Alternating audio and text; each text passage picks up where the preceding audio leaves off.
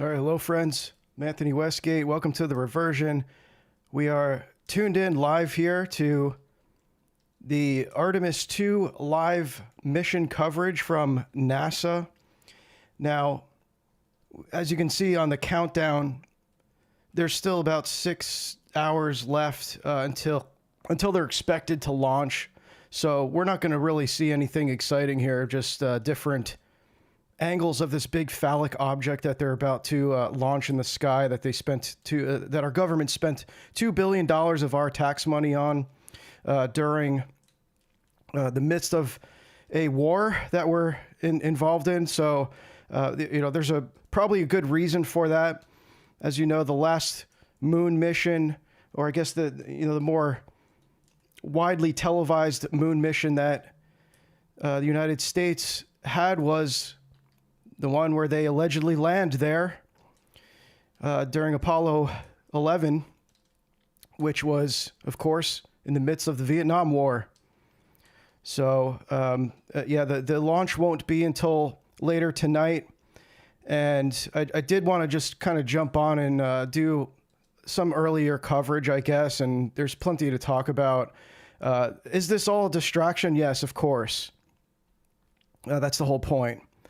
The question is why, why is this even happening now, which I think I briefly just kind of covered there. I don't have too much detail on that, but I'm sure that this is some kind of occult ritual, as it always is.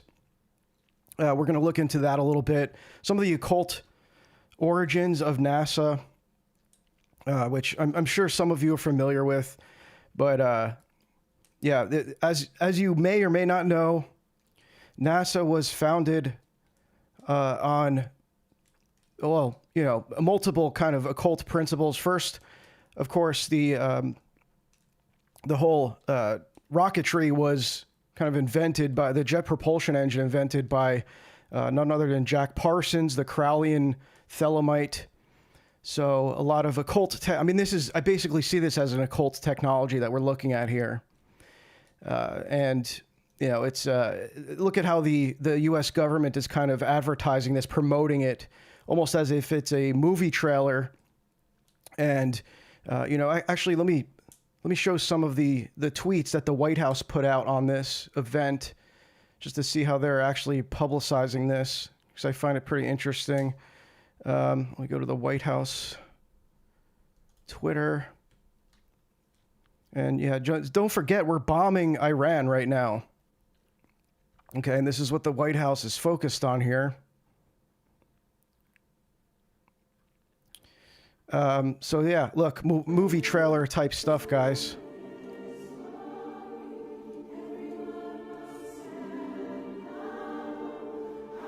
And take note of the song that's being played. Like a Prayer by Madonna, right? The blaspheming harlot and witch and Kabbalist.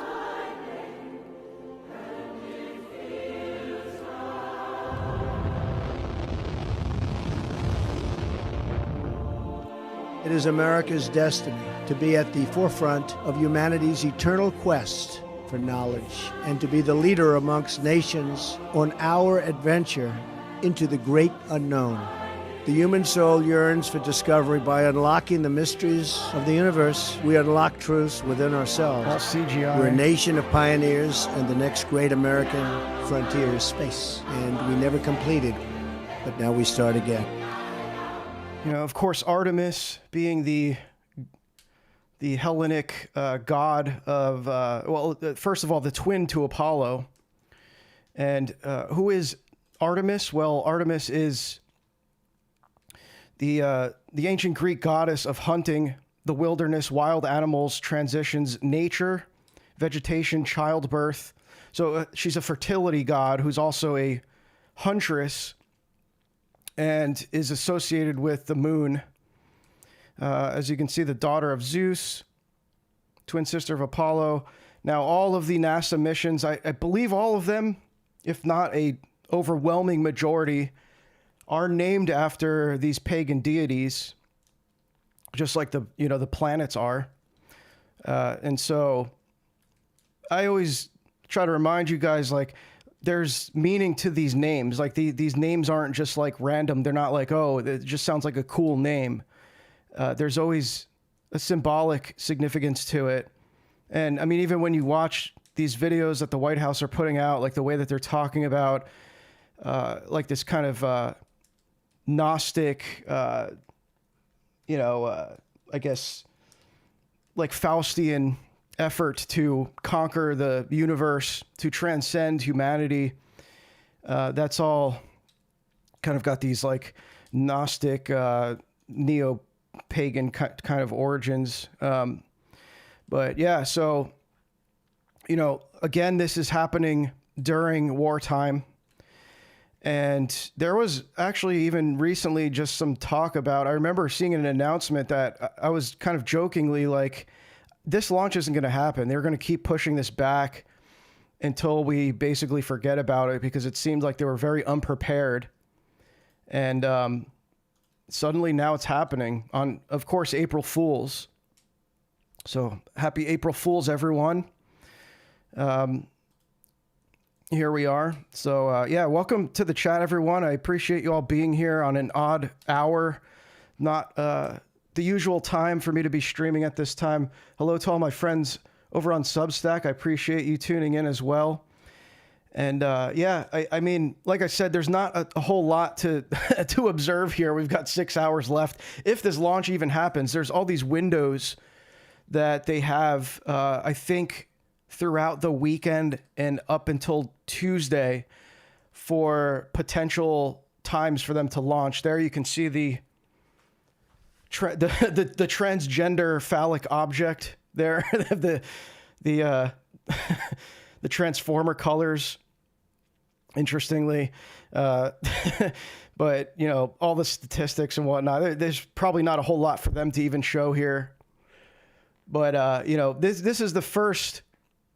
Now, interestingly, you have all of these kind of Anglo-American apologists that think that the moon landing was the most based thing that the Western world has ever done, the crowning achievement of the white man, right? And of course, you look at it, and it was all these Freemasons, and they're awfully quiet now because we have the first DEI hire of astronauts. You have a woman, a black man, and two white guys, and the other white dude is Canadian, by the way, I believe. You can let me pull up the roster here. This is the Artemis crew, and all like American astronauts are inextricably tied to the military. So these people all have, Ivy League education. They were military trained pilots. I think one of the white guys, either Jeremy or Reed, has training with like underwater stuff. Like, actually, let me pull him out. I think it was Jeremy Hansen. I was looking into a little bit. Yeah, this guy. So, yeah, so he was in the Canadian Space Agency. So he's Canadian. He's not even American, right? Canadian born. Yeah, I think it was the other guy. It was Reed Wiseman. His name is Reed Wiseman. He's the one with. Oh, where was it? Oh, maybe it was this. Maybe it was him. Yeah, here, Aquarius Underwater Laboratory. So he was an aquanaut, right? What does being an aquanaut have to do with being an astronaut? Well, there's all this footage of like the NASA bloopers. If you look up, of course, this stuff is very hard to find on Google. It's been heavily censored for the past 10 years, but you can find, if you look hard enough, you can find these videos of bubbles in space where you see these astronauts supposedly floating around in space. And of course, there's like bubbles emerging for some reason. And yeah, so let me just catch up on chat here. Sorry, I'm a little bit like slow here because I've got a new setup. So, and I am, by the way, I know obviously you can't see me, but I'm wearing my Firmament Enjoyer t-shirt today, which you can find on the Reversion merch shop. If you wanted to grab yourself a Firmament Enjoyer t-shirt, no better time to be supporting the firmament here. Let me, oh gosh, I can't find anything here. Yeah, there we go. Yeah, and yeah, going for a tour around the moon. Yeah, and interestingly, you know, we don't have the technology. We still haven't recovered the technology that we had when we landed on the moon in the 1960s. But we do have the technology to now circle around it. So this is where I believe there's like a ritualistic aspect to this stuff. Doing a procession around the moon, right? That's ultimately what this is. They're doing a procession around the moon. There's another aspect to this where, if you're familiar with the Apollo 11 mission, the Apollo 11 mission, the most dangerous part about that mission, it wasn't landing on the moon. It was going through the Van Allen radiation belt, which is a very dense field. I'm not sure exactly how large it is. We could probably find out, but I believe it's about 1,000 miles from Earth. And it's a highly dense radiation field that has 250 times the lethal amount of radiation.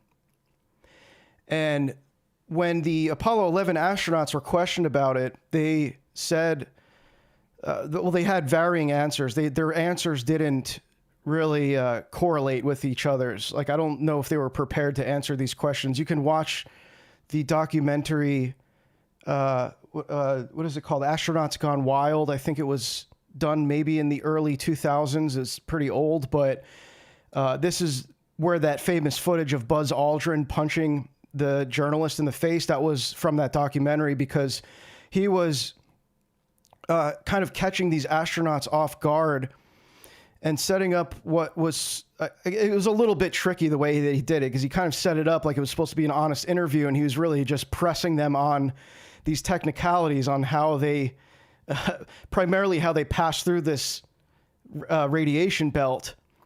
And, you know, interestingly, you see that they all have different answers. Some of them said they didn't even remember what it was like. But this crew has to pass through that. So you have these diversity hires that are now, you know, this is something no one's talking about, is how part of this mission is they have to pass through this highly dense field of radiation that has 250 times the amount of lethal human exposure to radiation. So, you know, we're going to see, you know, probably nobody will question them on that. Someone pointed out, you could probably see in the thumbnail how their astronaut, their spacesuits, I guess, how they have that, this blue V, I guess it's like a harness or something. Now, maybe that's all that is, right? It's like, oh, it's just a harness, whatever. But interestingly, the Masonic garb has that same exact blue V that goes around like the sash or whatever. You have the apron and then the sash. It's like the two primary components of the Masonic garb. And, you know, of course I looked into if any of these characters have Masonic affiliation. It's very difficult to find that because obviously it's a secret society. It's highly stigmatized at this point, so it's not quite how it was in the 60s where it was more accepted. You know, it wasn't like really a big deal. And so I did find the black guy actually, I'll show you here. Where was it? Oh, I had all the links open. Where did they go? Okay, let me just find it real quick. Okay, so is it this link?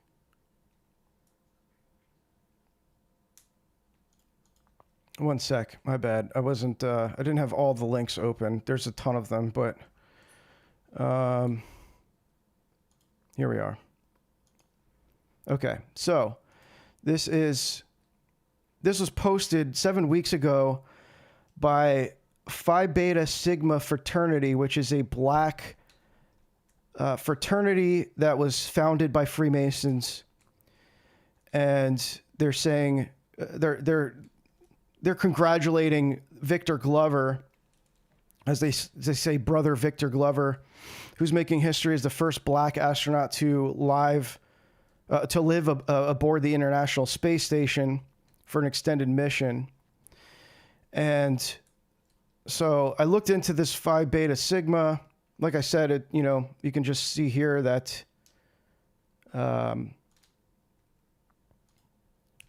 it's going to be hard to read, but we'll see if I can make this bigger.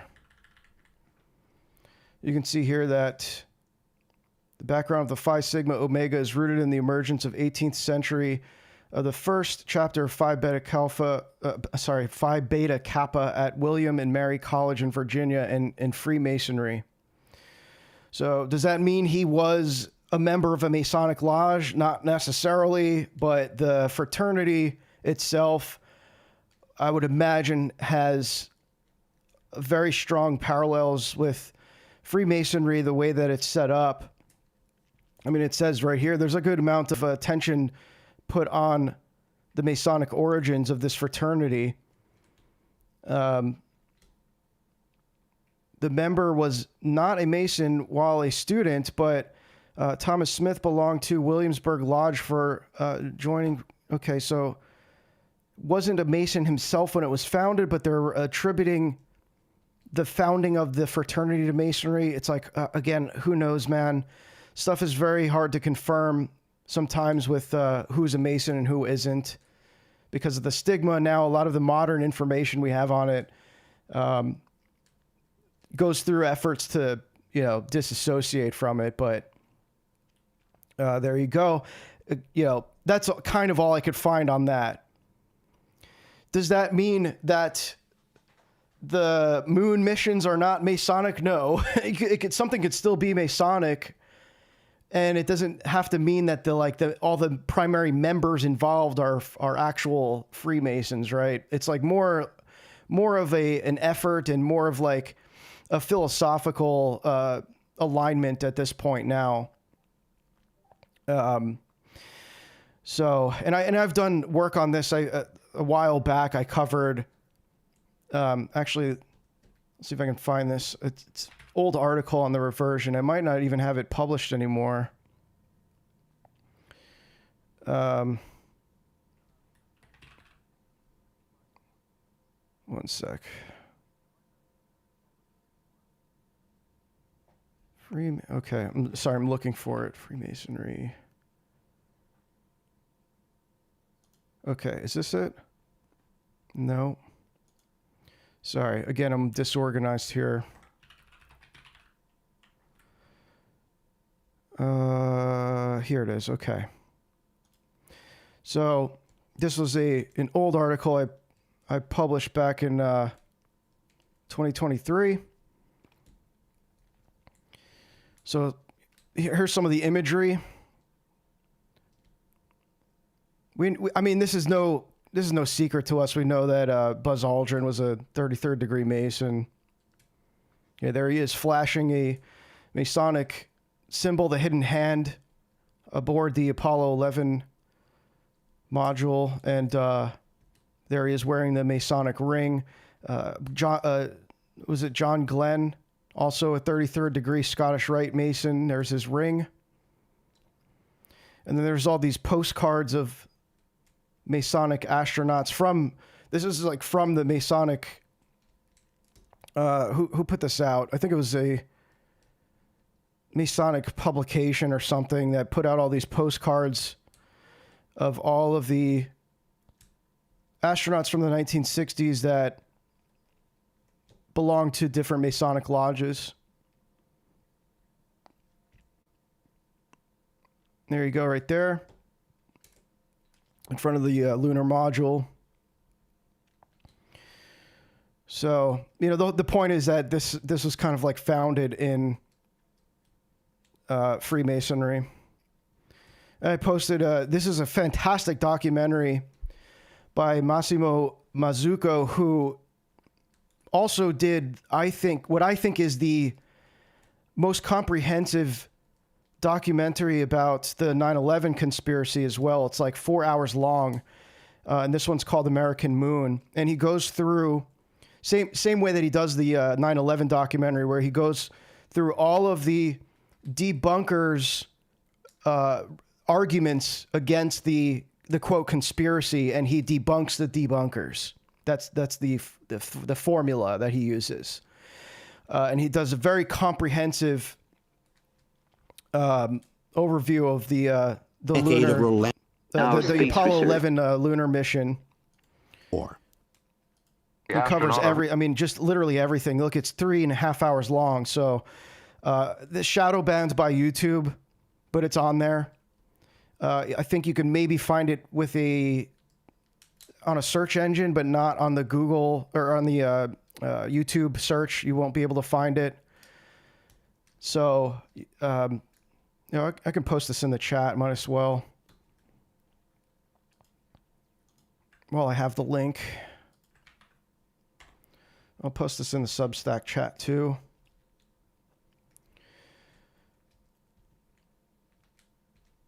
Data Hoarder on Substack says, let's all pray for Anthony sometime. It's really tough on the soul to study all this demonic dirt, so we don't have to do it. Thank you. I appreciate that comment. Yes, that is very true. It is.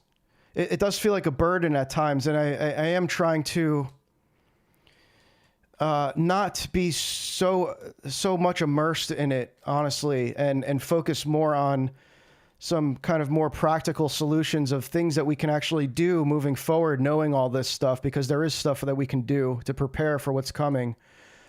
So I really appreciate that, Data Hoarder. That is very perceptive of you to recognize. Without prayer, studying esoteric texts, even in good faith, will expose you to evil influences. Jesus' prayer conquers all. Amen. Yes, that's very true. This isn't for everyone to be doing. At times, I don't even know if I'm like suited to do this stuff. So thank you for that. I guess someone does have to do it, but that's kind of the whole point. It's like, I hope that by me and others covering this kind of stuff, it means that you don't have to do these deep dives at the very least. So I hope that that's the case. Even if it's like marginally what's going on, I'll take it.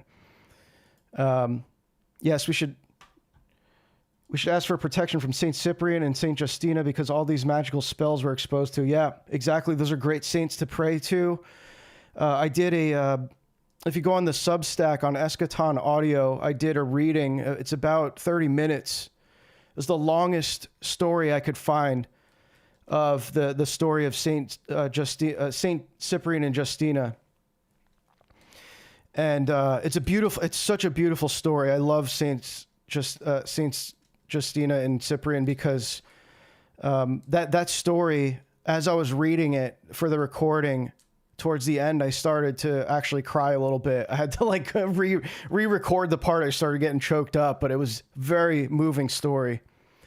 Saint Cyprian was like literally Satan's top guy on earth. Like it was crazy how he was like summoning demons and stuff. Like he had command over some of the demons. Like he had a whole army of demons that he was able to command, and yeah, it's just very, very moving story. Definitely check out the story of Saints Cyprian and Justina. The very good saints for us to ask for their intercessions during these very dark times. We know that we have some modern saints who have warned us that in the like in the absence of atheism, as kind of like the influence of atheism would die out after the communist revolution, what you would see is an emergence and a flourishing of occultism in the West, and that couldn't be further from the truth. That's the that's the force of the modern world that is kind of like governing the world that we live in now. So it's very hard to ignore this stuff. You can, I kind of, in many ways, empathize with normies who are able to just go about their lives without having any concern over this stuff. I kind of empathize with them. For us, it's too late. Like you can't go back to that. So we're kind of like stuck here. It's like, what do we do? Well, we have to understand what's going on here with great discernment. I think that a big responsibility, if you are getting into this stuff, is that you have to be very extra cautious, more so than the normies. So that means you have an even greater responsibility to balance this out with spiritual works, with reading spiritual works, with prayer, with attending the services. And I would even say beyond balancing, you should actually be doing more of that than studying the occult and the demonic stuff. But yeah, I mean, look, it's very hard to ignore. It's like every week there's something, there's some kind of like mass ritual that's going on, it seems, right? Especially during war. So, like I said, here we are. And, this is now, like, what we're looking at here is kind of like an icon of Americanism. This is something that has been, that is very revered, that is like almost worshipped. This obsession with conquering space. And it kind of epitomizes Americanism, doesn't it? Because America was founded upon, conquering and discovery and, conquest, and like establishing this kind of, it was kind of founded on the Faustian spirit, wasn't it? So this kind of makes a lot of sense. And it was also founded upon technology. So like what we're looking at here is kind of like the logical conclusion of what the nation was founded upon. So that's why, I get a lot of hate for criticizing this stuff, which is hilarious. It's like, this is a government institution. This is something like $90 billion that's of our tax money that's being spent every year for what? But, of course, I'm unpatriotic for criticizing this kind of stuff. Like, why? Why is this a patriotic symbol, this big phallic object that we launch into space? Why is this patriotic? Did I misspeak when I said further from the truth? Probably. Yeah, I probably misspoke. Yeah, what I meant to say, that it couldn't be closer to the truth, I guess, probably is what I meant. Yeah, thanks for pointing that out. Yeah, the rocket, that's a great comment. The rocket is America's perversion of the tabernacle. Yeah. It's also like, I think it's symbolic of like the Tower of Babel as well. The Tower of Babel was built with technology. The purpose was to transcend the heavens, right? To kind of, transcend the boundaries of God's creation, of the firmament, to transcend that, and to prove that man has the power to breach the limitations of creation.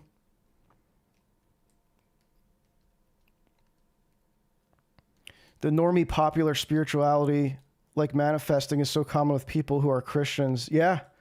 Especially in the evangelical world. Yeah. Manifestation. That's like, you can watch all these like prayers, especially, I know it's been viral, like the clips of Paula White, which we covered here in a previous stream, who's Trump's spiritual advisor. Like, those are all just manifestations, like those quote prayers. Those are like, these people thinking that they're speaking the truth into power, as they call it. Like, it's really just, like word magic. It's like, use it, like thinking that the words themselves can actually alter reality, like by just, pronouncing them,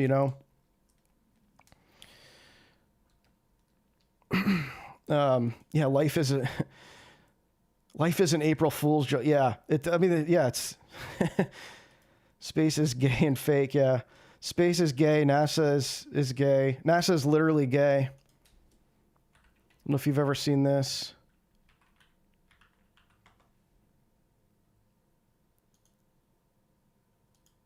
Authentic self. I am a queer woman. I am a transgender woman. I am a lesbian. I am gay and I'm my authentic self. I'm a parent of a transgender son and I'm very proud. Yeah. Ugh. I knew I wanted to be in science ever since I was a little kid. I felt that it was really important to be my most authentic self, especially knowing that this was my dream. Queer people can dream big. Exploration needs to be for everybody. Every person, every kid, if they can see themselves, the astronauts that we send out in space, but also in the teams that make that possible. Think it, dream it, do it. Think it, dream it, do it. Think it, dream it, do it. Then we're doing our job. We're doing incredibly difficult and complicated things. We want people that look at things from a different perspective that can bring us. This is your, by the way, this is your based Anglo-American space program. New ways of solving problems, and diverse and inclusive teams do that. If someone is in the closet and they see people like me doing our jobs, being effective at our jobs, I think that is the biggest encouragement that I can give them, is to show I can be my true self and I can do my job. They accept me 100%. We're all together working on this. Who I am is enough. And Tyrone, when we was resonate astronauts. That kind of pride within yourself, and then you exude the love that you have for yourself, before you know it, you've got a tribe of people who are just motivating and uplifting one another. That comes from being your authentic self. There's someone in the world struggling like you who needs to see someone like you to keep going. There's someone who needs an example. And you can be an astronaut too. If you just join, just be a diversity hire, get into an Ivy League school because you're a minority, and join, I guess, I don't know. I don't think these people are astronauts, obviously, but if you wanted to actually explore space, you have to go through all the literal military psyops and work for the Navy and be like a, Navy pilot and all that stuff. Go through intense training. So if you're like one of these, man, I can't say the word, but Skittles, who's confused about their gender, I don't think you would be able to have the mental fortitude to withstand the actual training that's involved in becoming a cosmonaut. So you can be yourself all you want, but you're not going to be able to do that. Non-binary. I am gay. I use they, them. There was one instance where I was participating in a candidate lunch, and they actually also used they, them pronouns. And it just felt really nice to see someone else in the room using those pronouns, and I made sure to introduce myself with my pronouns so that they could know, you're not the only one here. There's someone here who understands you and really. Yeah, I can't even watch this, guys. It's just that, like, when we say NASA is gay, that, like, it's not a meme. Like, we literally mean that.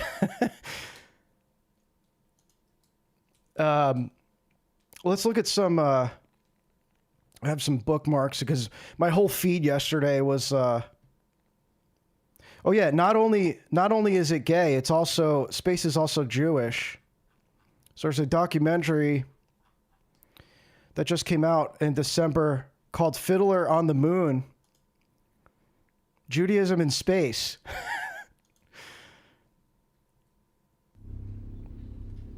Jews are always ready to pick up stakes and go somewhere else where they'll be safe.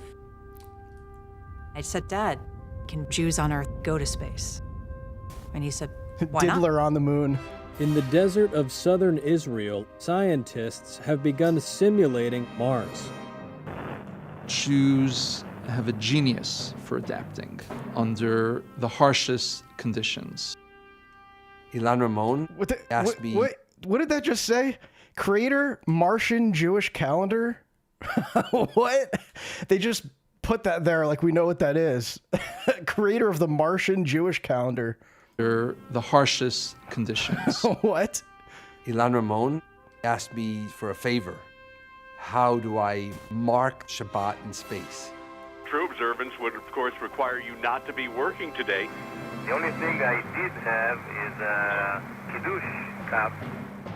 My very first flight was during Passover. This is literally the Jewish space lasers conspiracy. They made a whole documentary about it.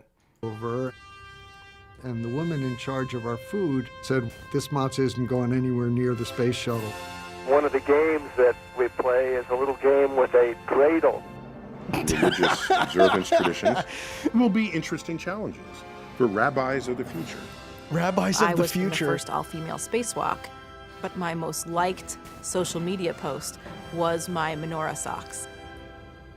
That stupid picture received more attention than anything else. I'm gonna upvote. My menorah socks in space. It got all the JIDF upvotes. Yeah, so there you go. It's gay. It's gay, fake, and Jewish as well. So don't forget that. But yeah, we're gonna go to some links here. You know, just more observing of this ritual that we're now, you know, that the whole country wants us to focus on. And, you know, funny enough, I'm seeing all over the timeline, it's like the new, I don't know where this script is coming from, but I've seen multiple large accounts post stuff like, why is nobody talking about this? Like, why they're saying like, they're complaining that nobody's talking about this moon mission. And they're all saying the same thing. It's like, we are like, why am I seeing this if no one's talking about it? So all over my feed yesterday was this kind of stuff. Oh, I'm in the wrong spot here. So, oh yeah. And then, you know, there's a movie that just came out. I don't know anything about this. I just found out about it yesterday. I don't really follow, you know, whatever's going on in Hollywood. But there's a movie called Project Hail Mary with based Ryan Gosling. Apparently it's got these, you know, right-wing fascist undertones or something. And it's, of course, about space exploration. It's earned $141 million worldwide, biggest opening of 2026 so far. I don't think that's saying much. So, you know, conveniently timed there. Now, a lot of these posts were from, you're seeing all the, you know, these like really out there schizo conspiratard accounts that are like thriving right now. All these like flat earth accounts and stuff that are, they had all these videos on deck. They've been waiting for this moment, right? But Seen him on the talk shows? Jim Carrey's an interesting character because he's had all these moments on these talk shows where it's like, is this a slip of the mask, or does he know stuff that he's revealing? Like, he's just a weird guy. You know, even recently there was like that video of his double, his like a doppelganger that he sends out to these award shows and stuff. But he's also like extremely anti-vax apparently, because I think he was or is married to Jenny McCarthy. I don't know if that's still going on, but he was, I think, probably prior to COVID. I don't know if he was speaking out against the COVID jabs, but he was a very vocal critic of pharma and the vaccine industry. You seen him on the talk shows? Neil, you mean the first Yeah, I think he probably is controlled op. Yeah, I would agree with that. man to walk on the moon? Talk about a fish story. Man, and they're buying it. Oh, I don't think he's in the files, no. I don't think so.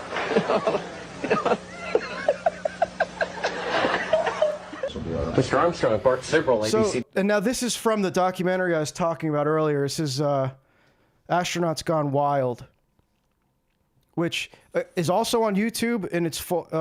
The full documentary is on YouTube, but again, hard to find. You would have to go around the YouTube search. Like, you're not going to find it on a YouTube search. You have to kind of find it on a separate search engine.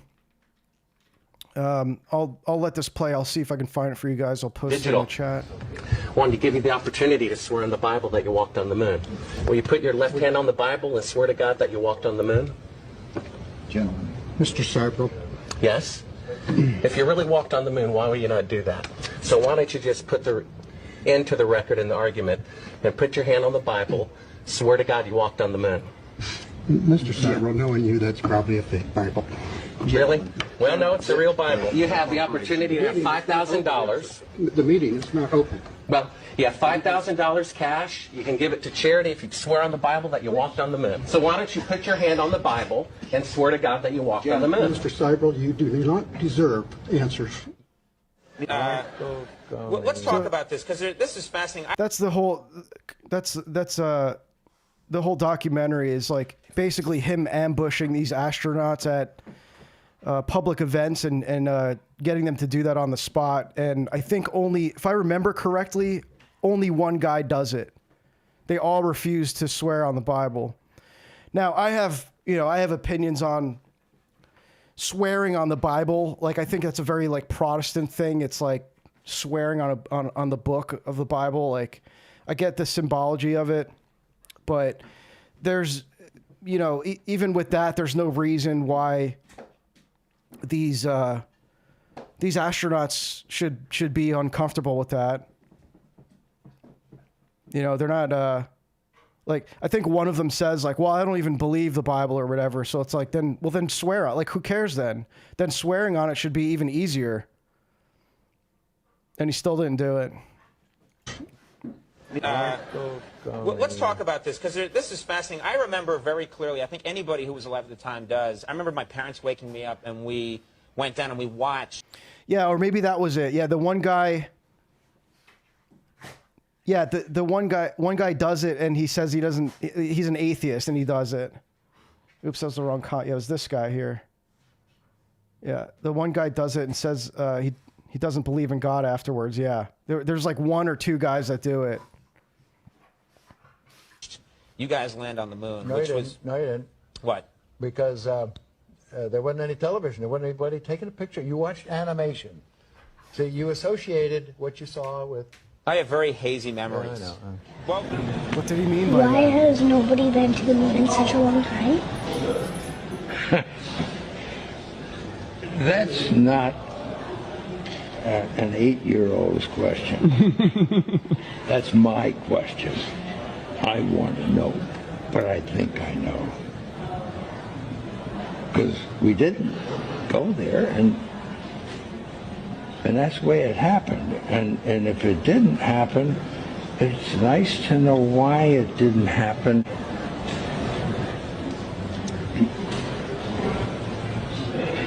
Because there's no gravity. And I'm a diver, scuba diver. He didn't even have to say that. Now here again, so what I was saying earlier about scuba diving, like, why is he talking about scuba diving now? And I'm a diver, scuba diver, and when you get down underneath the water, you're floating. And that's just like in space until you start to move, and then you make waves or... Zoe, what do you say? Thank you. You're very, very welcome. I'm sorry, Dylan. Thanks for the clip. You mean the first man to walk on the moon? Talk about a fish story. Man, and they're buying it. Oh, yeah. That is like definitely a controlled opposition reply. like to make it a big joke. Like it's both criticizing the conspiracy theories and the normies, you know. What else was there here?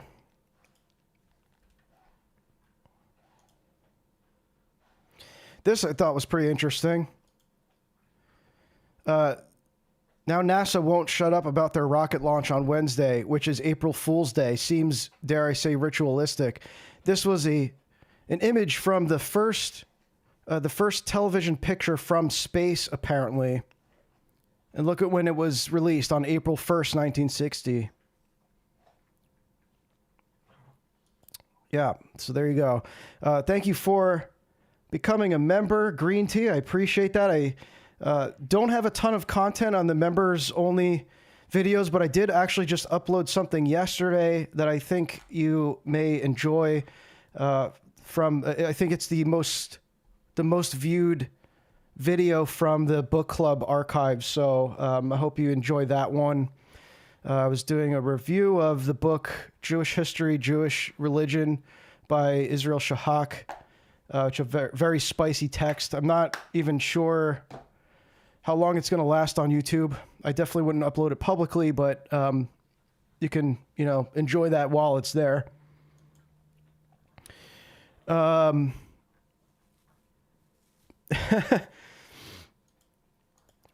This is what they pretty claim funny. Put men on the moon. You have to be completely void of free thought. I think this is Owen Benjamin. This is what they claim put men on the moon.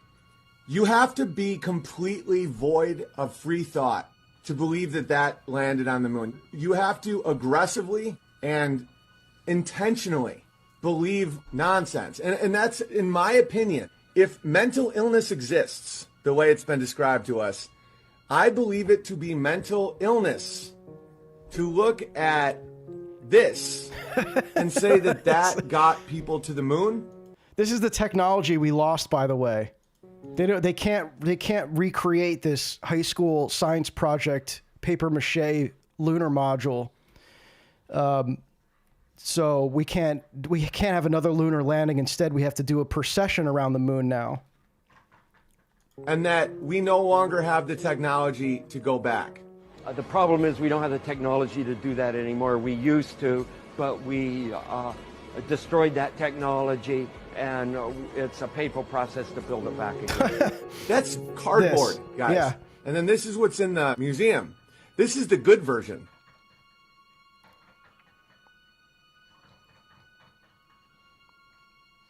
Yeah, just make it. You can just make that like in a day.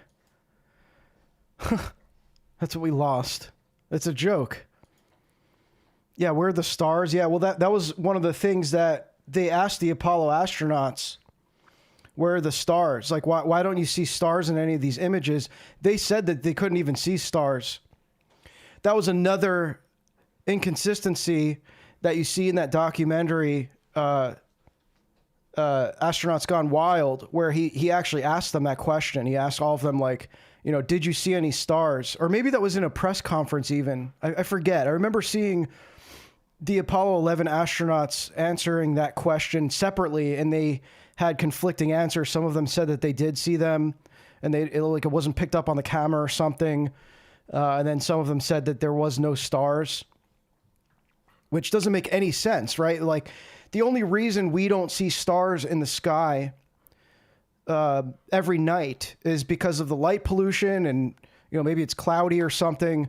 Because we're trying to view the sky from obviously from Earth, like, so you have all the obstructions that are involved in between Earth and space, and they're beyond all that, obviously, like they're like thousands of miles into the into space, into the past the Earth's atmosphere. There's no reason the whole sky shouldn't be lit up by stars. Like, you should be that should be the most amazing thing you see from space. Like, not even on the moon. Like, you don't even have to be on the moon. Like, just looking out of the spaceship, you should be able to see all these stars that are just like beyond, beyond comprehension, because it's something that people from Earth can't observe in such a way. What's this link here? What you got, Patton? Oh yeah, I posted that earlier. American Moon. Yeah. Yeah, this is a must watch. I had there was a few people that I sent this to. They were asking like, what's a good resource for the moon landing? Like that's not, you know, something that's not like some kind of flat Earth thing that could be easily dismissed. And this is what I send people. This is the first thing I send people because it's done in a very comprehensive way, almost academic, like the way that it is, the way that he goes over everything and debunks all the arguments, and uses NASA's sources and stuff. Like it's very hard to dismiss this kind of stuff. Radiation until adequate means of safeguarding the astronauts have been developed. This film from the LEM, the absence of a visible. This part was crazy. Engine was too weak to create a hollow in the sand, and yet strong enough to completely blow off the sand from the footpads during the moon landing. One of the two statements must be false. We then ask the following questions. Given that this is the amount of dust thrown around by the descent engine, why is there no dust whatsoever in the LEM's footpads? How is it possible that the jet from the engine is at the same time strong enough to wipe the footpads clean, but weak enough not to even form a crater in the sand during the moon landing? These are at the very least very good questions to answer. You know, these are very good questions, I think. Like I said, it goes beyond like the typical kind of like conspiracy slop that you see about the moon landing. And it asks these really hard questions that the NASA apologists wouldn't be able to as easily find answers to. Probably at this point, maybe you could because of this documentary. But when this came out, it was like they didn't have these answers on deck. This part's crazy. Let's now examine one of the most important problems regarding the LEM. The absence of a visible flame under the engine. You know, you have like the kind of the common question is like, who's filming this, right? And they say it was a remote camera. Like who was on, like, how did they film the lunar module taking off, going back to Earth? If there was no, like, they didn't leave anyone there, right? It's like, who was filming this? Well, it was a remote camera. So they had that technology too in the 1960s. That's something we also, I guess, you know, maybe we don't have, I'm sure we have that technology, but, you know, they were also able to make phone calls from the moon, apparently on a landline. During the departure from the moon. The lunar module consisted of two separate blocks placed one above the other. Each block was equipped with an independent engine. The first one was used to land the entire spaceship on the lunar surface. The second was used for the liftoff of the upper part of the spaceship, the one carrying the astronauts. Both engines used a special kind of fuel called hypergolic. This is a fuel that burns on simple contact between two chemical components, with no need for an actual ignition system. The debunkers claim that the reason for the missing flame is due precisely to the use of hypergolic fuel. On his website, Bad Astronomy, debunker Phil Plait writes, "There is actually a simple reason why you cannot see the flame from the lander when it took off. The fuels they used produced no visible flame." How convenient. In his book, Activissimo also writes, "The product of combustion from these fuels is colorless and transparent. This is why there is no flame under the LEM when it takes off." But these statements are false. Hypergolic fuels produce a clearly visible flame, both on Earth and in the vacuum of space. This is a test from the engine of the rocket of strength to be. Their answer was just like, well, because you could. Why couldn't you see it? Well, just because you couldn't. It was transparent. Blocken was with his weaponry produced. This is why hypergolic fuels produce a clearly visible flame, both on Earth and in the vacuum of space. This is a test from the engine of the rocket SpaceX, which uses hypergolic fuel. As one can see, the flame is clearly visible during the combustion. And this is a test of the LEM's ascent engine, exactly the one we are discussing now. To keep it simple, it used so-called hypergolic propellants, a rocket fuel and an oxidizer that explode on contact. The long flame from the hypergolic fuel is clearly visible under the LEM's engine during combustion. In the original images from the Apollo missions, however, there is no visible flame. This is Apollo 15 lifting off from the moon. This is Apollo 16, and this is Apollo 17. This is, by the way, you're retarded if you think this looks goofy and fake. This is the gaslighting. Like, you are the schizo retard for thinking that this looks really not real at all. Like, come on. In all cases, there is no visible flame under the engine during liftoff. Some might think that hypergolic fuel, which is clearly visible on Earth, for some reason may become invisible in the vacuum of space. But it is not so, and there are several examples to prove it. So I happen to think the reason, let's say that let's just give it, assume that this was all fake, right? Let's say the moon landing was fake, so this didn't really happen. It was all done in a studio or whatever, okay? It's all CGI, whatever special effects they had at the time, okay?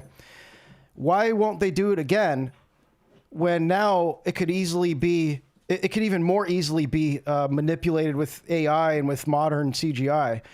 I think because I think it's because they know that it would come under extreme scrutiny by the moon, the moon landing deniers. I think that it's almost like too risky to fake footage now, even with how advanced modern CGI and AI is. Like, it would just, I don't know. That I haven't really thought about it beyond that. I just think that it's like too risky for them to do at this point. This is a Draco engine, which uses hypergolic fuel tested in a vacuum chamber. As one can see, the flame produced by the engine is clearly visible. The Space Shuttle also uses hypergolic fuel for its orientation rockets, and the emissions from the rockets are clearly visible during the maneuvers in the vacuum of space. This is another image from the shuttle maneuvering in space. The jet from the hypergolic fuel is clearly visible. Yeah, and TV had a big role in that because it was at a time where, Americans were only about a decade into the TV being a central part of the family household. This box that was, invited, that all Americans brought into their home to indoctrinate them. So on that same brainwashing device, they were getting all of this news, all, the entertainment and stuff. That this was kind of what was conditioning the American mind at the time. And so there was this, there was a much more common presupposition that what was on the TV was real, or that it kind of like must have been real, especially if it was presented by the news or by, on a national scale, like being covered by the government or something like that. It was just like not even questioned, right? So it was kind of like the perfect condition for this op to be successful. Now in the internet age, it's just like they couldn't pull this off as easily. So like, again, there has to be a reason why, even with AI, like even they could, easily make something that's very believable now. Like, why won't they fake it again? Well, I think that's why. I don't know. It's just too risky. So if they just circle around the moon, it's much easier for us to accept that really happened, because they wouldn't have all the footage that they have to deal with like them being there and jumping around on the moon and riding a lunar module, or the lunar lander, whatever the dune buggy thing was called. I forget. This is a Soyuz spaceship, filmed as it approaches the International Space Station. The Soyuz also uses hypergolic fuels for its directional rockets. And also in this case, the jets are clearly visible despite being in the vacuum of space. In fact, they are even more visible because they are pitched against the blackness of space. All these examples show how hypergolic fuels are also clearly visible in the vacuum of space. We then ask the following question. Given that this is the LEM's ascent engine tested on Earth, why is there no visible flame under it when it takes off from the moon? Because gravity, bro. Not only does the LEM engine not release any... So yeah, you get the idea of how this documentary is presented. So that's why I think, this and the one that he did on 9/11 are essential especially for normies. The one on 9/11 is just excellent. He covers everything. The part about the phone calls that were placed from the plane during the hijacking, like it's just crazy how, like, the way that he debunks that.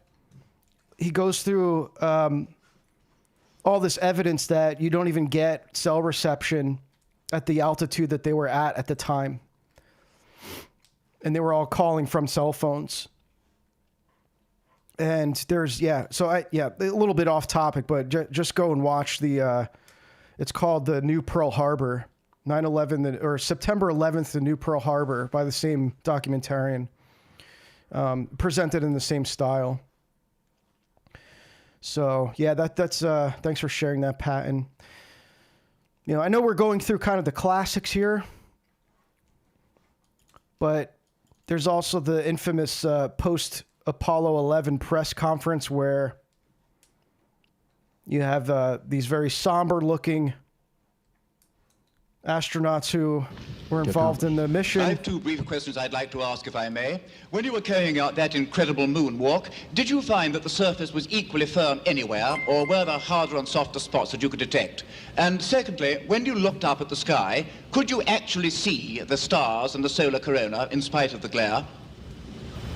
In this rough terrain. We were never able to see stars from the lunar surface or on the daylight side of the moon by eye without looking through the optics. I don't recall during the period of time that we were photographing the solar corona what stars we could see. I don't remember seeing any. No. Neil, you were didn't see any a little stars. bit concerned. Not a single star. Why? You said about stubbing your toe at the point of landing because the surface was obscured by dust. Yo, thank you, Alan, for the $5. I appreciate that, man. Super chat passes the Van Allen belt. Yeah, we were talking about that a little earlier. I think we should probably watch. That would be a little bit more relevant to what's going on in this mission. Something to look for. Again, this is all distraction. So, like, I would say, don't even like. There's a reason this is happening now, in the midst of this war. Like the video or stream title says, it's a wartime occult ritual. I think that there's deep symbology involved in particularly in this notion of doing a procession around the moon, like a pagan ritual, obviously named after the Greek goddess Artemis, the twin sister of Apollo, okay, who's like this moon goddess, right? So, as far as what it means, you know, I'll leave that for you guys to speculate. I mean, there's a lot of things it could mean. There's a strong element of fertility. Perhaps this has something to do with like ushering in the age of AI, something like that. I don't know. Is it that important to know what it is about? Maybe it will become more evident as time unfolds, but I'm pretty confident in saying that this is some kind of ritual, just like the Apollo 11 moon landing was a ritual, right? I'm struck from the movies and the still pictures by the difference in the very hostile appearance of the moon when you're orbiting over it or some distance from it, and the warmer colors and the apparently relatively more friendly appearance of it when you're on the surface. I'd like to ask Colonel Collins if he gets that same impression from the pictures, and the two of you who were on the moon, what impression you have along those lines. Well, the moon changes character as the angle of sunlight striking its surface changes. At very low sun angles, close to the terminator, or dawn or at dusk, it has the harsh, forbidding characteristics which you see in a lot of the photographs.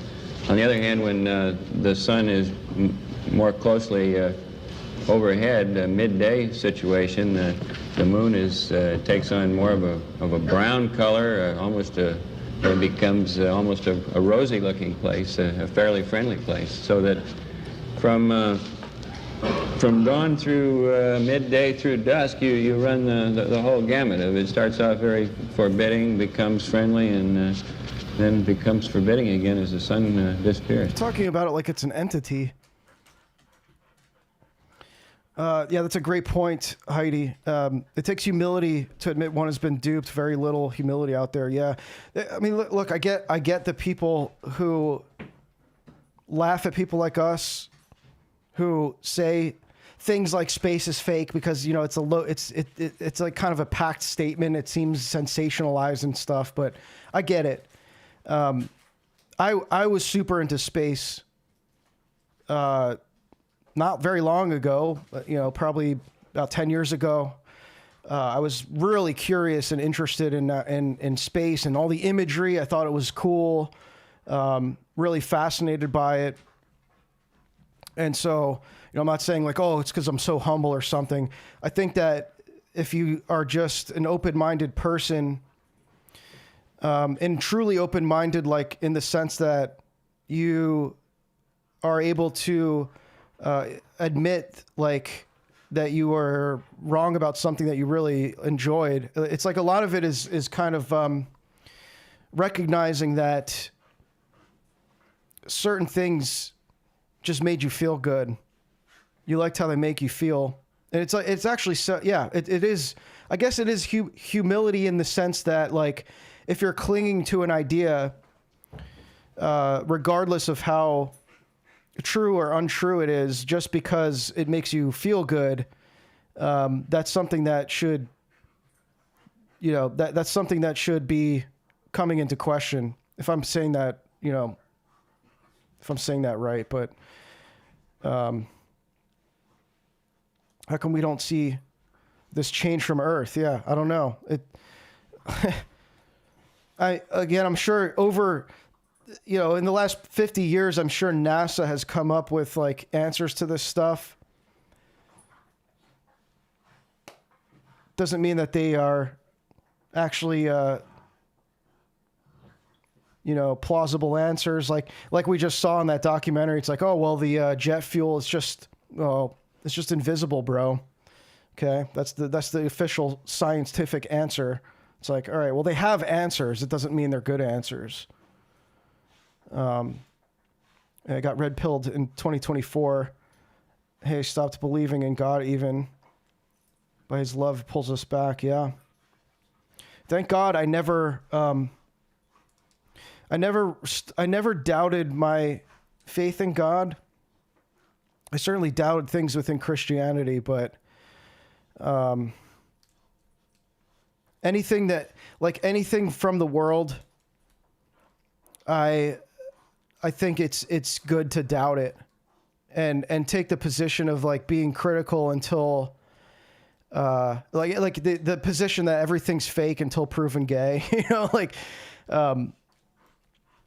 I don't think that there's anything wrong with that. If this stuff doesn't conflict with, or if it does conflict with orthodoxy, especially, it's like it should come into question. Now, I know that there's people I would say like this doesn't conflict with it at all. I'm not saying that.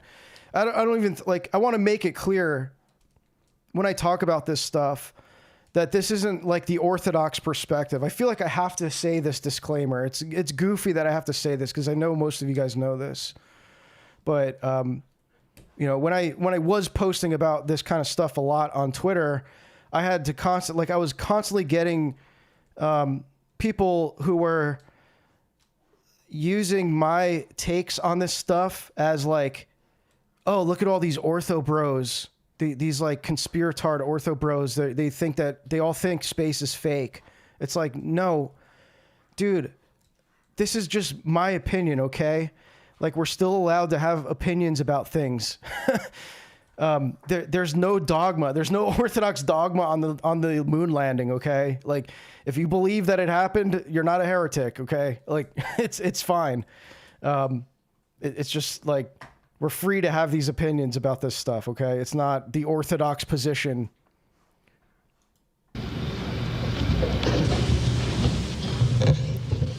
Neil, were you and Buzz, did you have the feeling you were getting a little low on fuel during the landing? Were you concerned at that point about being low on fuel? And the second part of it, I suppose, for Buzz is, out of your experience, how tough do you think pinpoint precision landings will be on the lunar surface on future flights? Okay, yes, we were concerned about running low on fuel and the range extension to the landing area that you found yourself in. However, we spent more time in the manual phase Look at Neil. than we would have planned in order to find a suitable landing. It's like something happened to them. Like, not that they landed on the moon. Like, something profound happened to them. And like, yes, and like, if they actually were to land on the moon, that would be, obviously that's profound. And what do I know? I've never walked on the moon. I don't know what you're supposed to feel like after you get back, but this just seems very fishy. Like the fact that it's like they just witnessed a tragedy or something. Landing area.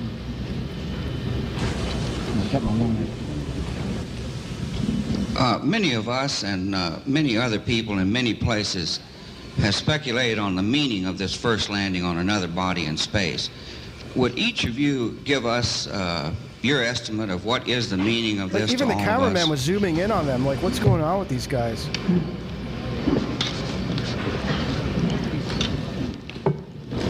You want to try that? I honestly think they just did not want to answer questions because they weren't, like, how could they be prepared for the PR afterwards? You know, like, they didn't know what kind of curveball questions they were going to be thrown at them. And, you know, I just think that maybe they were not feeling having to do PR after this thing.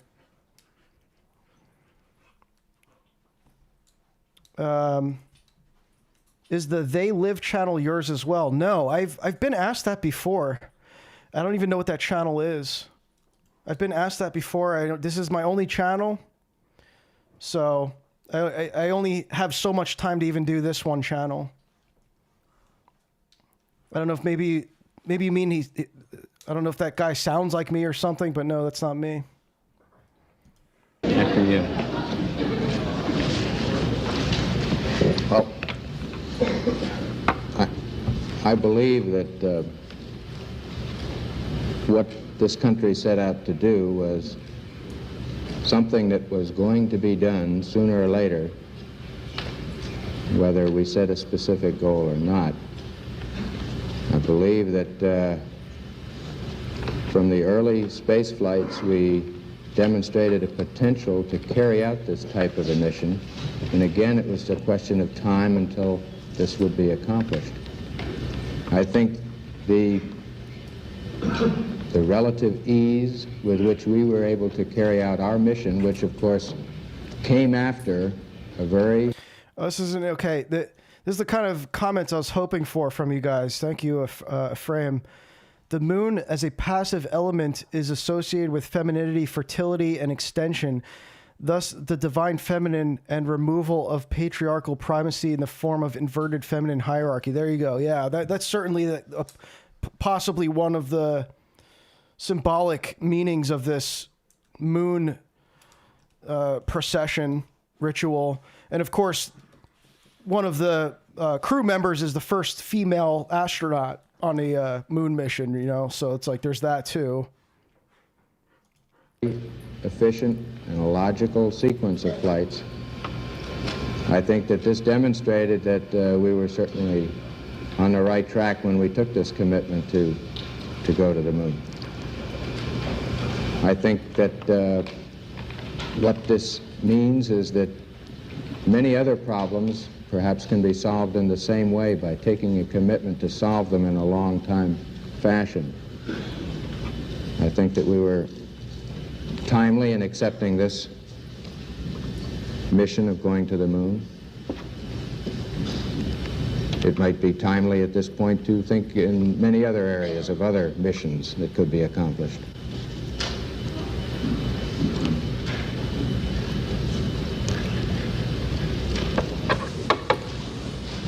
There's this too that I just saw, I think, this morning. Touch with angelic beings. So this is about how some of the NASA astronauts perform occult rituals during the launches, or I guess before the launches, like in preparation.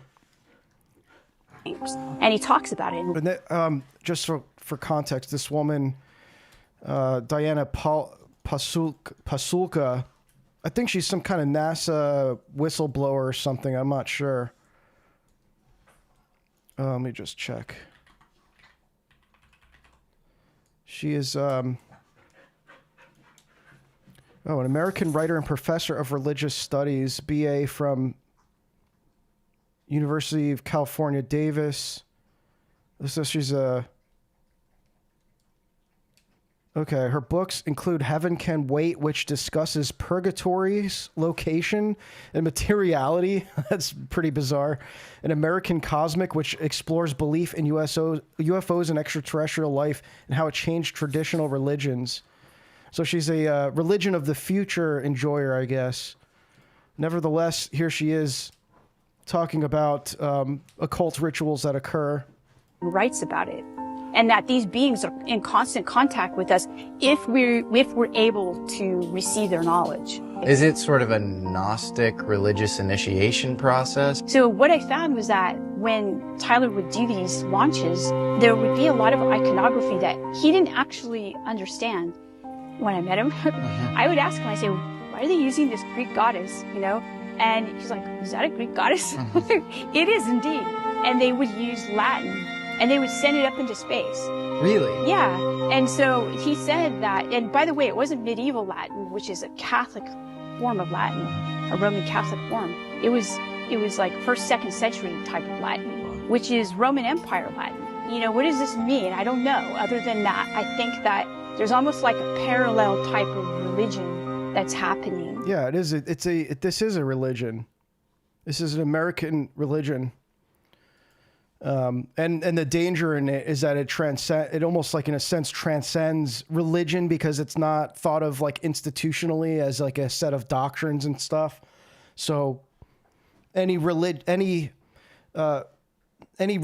can ascribe to this space religion, you know. Yo, ID bro, welcome to the chat, man. I appreciate the 10. Let's go. Thanks for tuning in, man, at this odd hour. Yeah, and there is talk about extraterrestrials going on right now too. Again, like what is this distraction? Like, is this all because of the war? Like, what's going on here? Because you have what is it, Pete Hegseth now talking about UFOs and stuff, aliens, and then you just saw was it Pete Hegseth? I think it was J.D. Vance, maybe, that was in a recent interview talking about aliens. It's like, why are they even talking? Like, we're bombing Iran right now on behalf of Israel. And you have the vice president on your podcast and he's talking about aliens. Why? And so he correctly says that I think they're demons. But why is the U.S. president, vice president talking about such a thing? We're working on it. It's funny. When I came in, I was obsessed with the UFO files, and then you start getting really busy worrying about the economy and national security and things like that. But I've still got 3 more years as vice president. I will get to the bottom of the UFO files. Okay. Have you peeked? Have you done a peek? Have I what? Have you done a peek? I mean, like, So I actually haven't. I have full not. Independence Day. I have not been able to spend enough time on this to really understand it, but I am going to. Trust me, I'm obsessed with this. I've already had a couple of times where I'm like, all right, we're going to Area 51. We're going out to New Mexico. We're going to sort of get to the bottom of this. And then the timing of the trip just didn't work out. But trust me, anybody who's curious about this, I'm more curious than anybody. And I've got 3 years of the very, very tippy top of the classification. I'm going to get to the bottom of it. Okay, so you haven't been to Area 51 yet? Not yet. Okay. Some not people yet. say they keep the UFOs. That's all a joke. Hangar 18, Hangar 18, right? I've I've heard that as well, but I don't know. I haven't looked into it yet. Okay. All right. Well, we're waiting for it. We saw aliens.gov. You know me. We saw aliens.gov. I don't think they're aliens. I think they're demons anyway, but that's a longer discussion. Well, I can't let you go without a follow-up on that, because Barack Obama is on this podcast and he goes, yeah, aliens are real, but like, here's where they're not. And, I did not. And so Obama says, yes, aliens are, one. He gets asked point blank, are aliens real? He says, oh, yeah. And then he goes, but they're not at Area 51. And where are they? Well, that's what he says. Okay. Right. There's a great question. Trump had to go save him, and he said he's going to declassify. Okay. So you think they're demons? Well, look, I think that celestial beings who fly around, who do weird things to people, I think that the desire to great tune. Hangar 18 by based Megadeth. They were right. They're like the Alex Jones of metal. Like, they were right about all these conspiracies. There's a great Megadeth album called Endgame, where he's talking about the digital ID. This was like back in I think like 2006 or something, and he's writing songs about the digital IDs being the mark of the beast. Really crazy stuff. Like, he had this crazy foresight.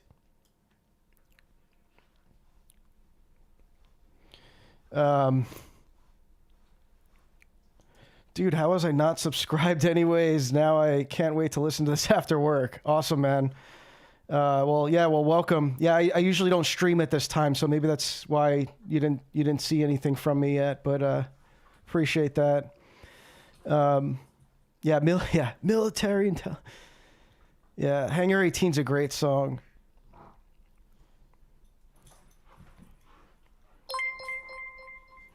Thank you. Oh, $20 from ID Bro. Thank you, man, for the epic support, as always.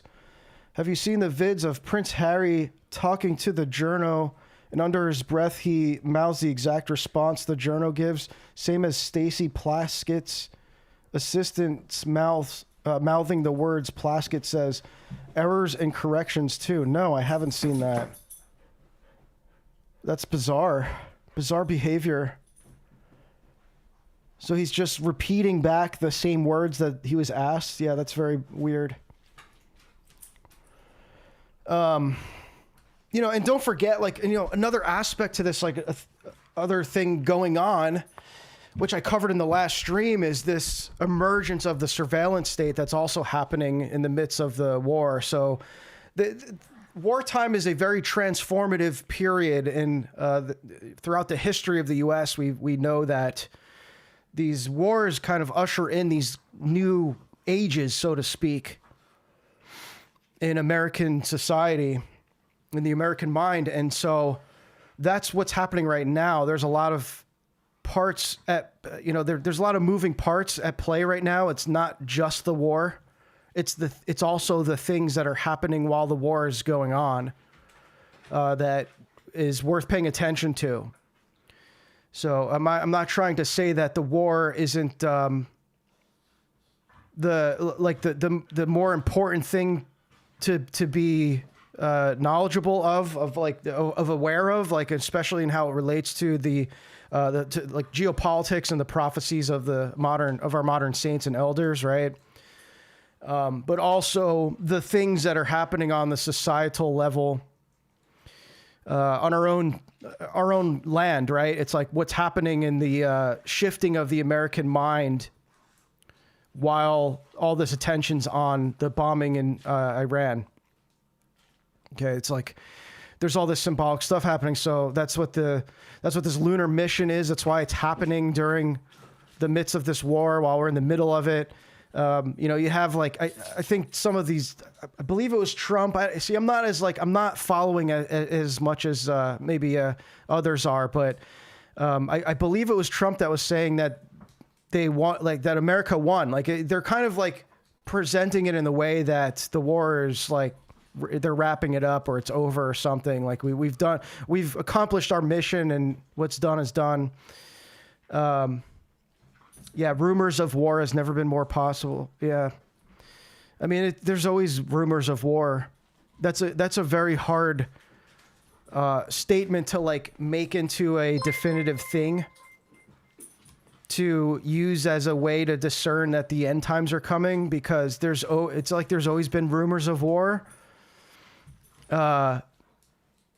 So I'm not even sure how, like, what to make of that. I mean, there's always been rumors of war, right? And now it's not even rumors. Like there's just ongoing warfare all the time, seemingly.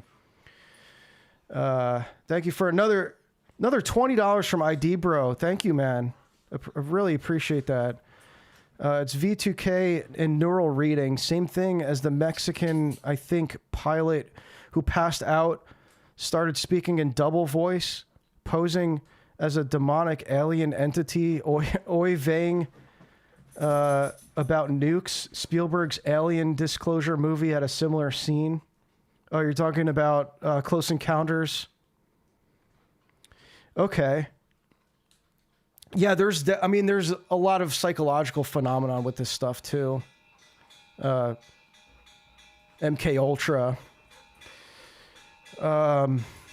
Yeah, if you have like a link to that, I don't really know exactly what you're talking about. If you have a link, I'll check it out.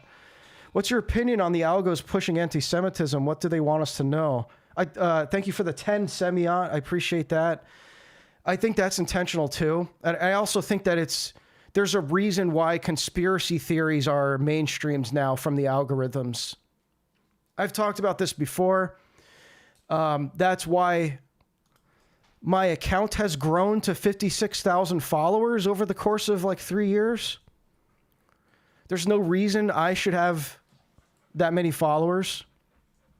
And it's because I, not as much anymore, but I used to, post a lot about this kind of stuff, and the algorithm favored that kind of content. There's no reason that should be the case. This was previously, considered like forbidden type of knowledge or whatever you want to call it, right? It's like you had to really dig to find this kind of stuff, and now the algo is just pushing it in front of everyone's face to the point where they have to formulate some kind of opinion about it, even if they're going to remain deniers, skeptics, or whatever about this stuff. They are now confronted with these conspiratorial ideas that they weren't exposed to before because the algorithm favors it. So whether it's anti-Semitism, general conspiracy theories, it is favored now by the algorithm. I think there is a point to that. It's kind of like a way of hastening the dialectics, right? Because this is all dialectical.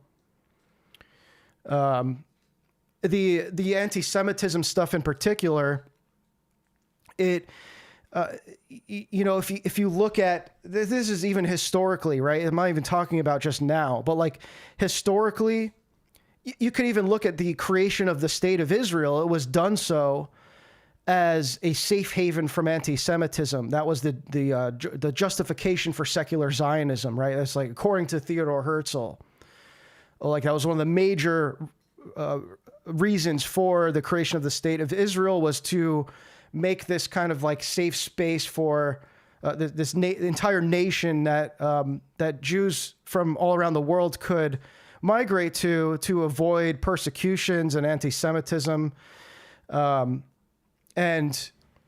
so there's even, if you read the book Against Our Better Judgment by Alison Weir, she provides evidences from guys like Louis Brandeis, like these Zionist leaders at the time, who were on record admitting that they manufactured or over-exaggerated anti-Semitic terror attacks or acts of aggression, things like that, in order to create a sense of urgency for Jews to migrate to Israel, because they didn't really have a sense of urgency to migrate. It wasn't like a widely successful program at first. And so I think a lot of what's going on now with the popularization of anti-Semitism has a lot to do with that, because you see, so Theodor Herzl, I think, again, was one of the guys, I believe it might have been in his book, Judenstaat, the Jewish State. Nevertheless, the sentiment is pretty prominent, but you can see that when anti-Semitism becomes widespread, also the Jewish unity is also it also grows and strengthens. So you start to see all these Jewish people on social media and stuff who before you may not have known if they were Jewish or not, and suddenly they have like proud Jew in their profile, and it's like all they talk about is like, you know, being persecuted and stuff. Like their sense of unity gets stronger. So again, it's just hastening the dialectic. So like as the quote anti-Semites are growing in numbers, so is the strength and unity among the Jewish community. Does that make sense? So I think that, yeah, it is intentional. Same with the conspiracy stuff. I'm very, very like, I'm becoming increasingly cautious about even exposing myself to these algorithms.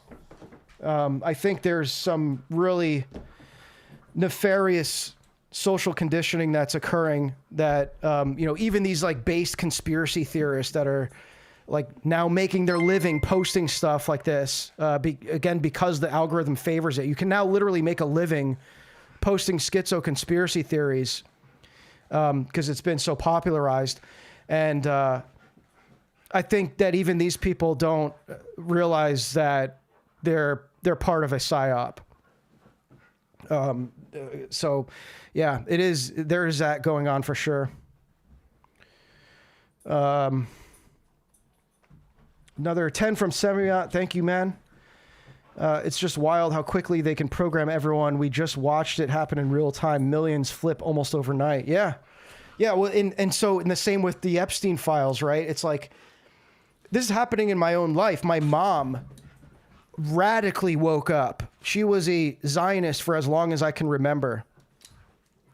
Up until just recently with Candace Owens and like the Epstein files, like she was like shaken awake from her slumber kind of thing, like overnight, literally overnight. I'm having to to tell my mom to not fed post over SMS, basically, kind of stuff. It's like, yo, chill. Like, it was like that. And that she's just, you know, an anecdotal example of probably millions that are experiencing that. And so when I see that kind of thing happen, it's like, why is that happening now? There's got to be a reason for this. Maybe it is just people waking up, but the question is, why are they even being exposed to this stuff in the first place? It's not like whether or not them waking up is genuine or whatever. It's like, why are so many people even getting to the point where, despite us telling them all this stuff for years, they're now coming to grips with it because the algorithm put it in front of them now. Like, because the algorithm has that kind of authority where their own family members won't listen to them. But then once the algo starts pushing all this stuff in front of them, then they start to wake up. So yeah, you have this is all automated, this awakening or this noticing, whatever. It's like, it's done so by automated machine learning.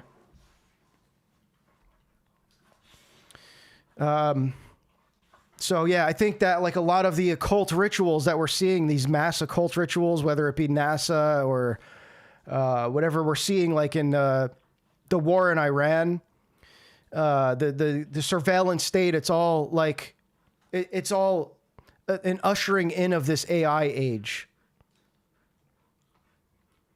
Right, a lot of these like kind of gateway rituals, like the CERN Large Hadron Collider, the opening of that the demonic portal, the collapsing of the World Trade Center, the two Masonic pillars collapsing and ushering in this new digital age. Of course, you have the iPhone. What happens like 2 years after the World Trade Center? You have, or maybe 4 years or something after. You have the iPhone comes out and literally transforms the world. The iPhone, I think it goes largely unnoticed, like how much of a societal impact the iPhone had on the modern world. Literally transformed society. I'm old enough to remember what life was like before everyone had smartphones, and talk about things changing overnight. It's like, suddenly you just saw, like, it was just normal to go outside and be walking around and see people looking down and scrolling on their screen. And before that, it was like people just talked to each other. Like you just, you'd ask people for directions. You would just talk to strangers all the time. It was almost like impossible to go about your daily life without just like asking a stranger a question about something. And just overnight, it became like everyone's just glued to this screen now. So that whole thing was an occult ritual for sure. Anything that involves this like transformation of society on a mass scale, there's always like an occult ritual to usher that in. Does that mean that has like these rituals have like a real power? Well, the people performing them certainly believe that. I think that what I think is, and this is just me saying this, okay, this is just what I think, but I happen to think that it works in the inverse of how God's will is brought about, like through human synergy, right? Through his people synergistically collaborating with his will, through, becoming holy, like the saints, right? It's like what we're seeing with the cryptocracy, with the rulers of our modern world, it's the inverse of that. They are the agents of Satan. And so they're just simply doing Satan's work on earth. And so what you're seeing is like the fingerprints of the evil one, basically. I don't think it's anything more complicated than that. It's not actually that esoteric. It's just that the way they're doing it is esoteric because that's that's the nature in which they believe reality exists. Is like they're tapping into some kind of like hidden mysteries and stuff.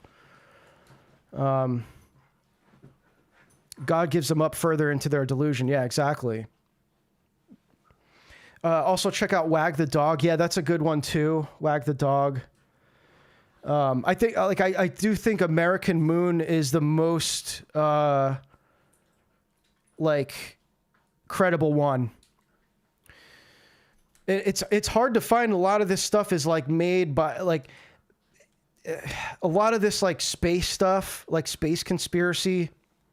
There's a huge majority of the content is from very uncredible at least like seemingly uncredible people, flat earthers and stuff like that. Just, I'm just saying mainstream perception would not even lend any credit whatsoever to this kind of stuff coming from these people. So I think it is important to have like a more academic kind of approach to it.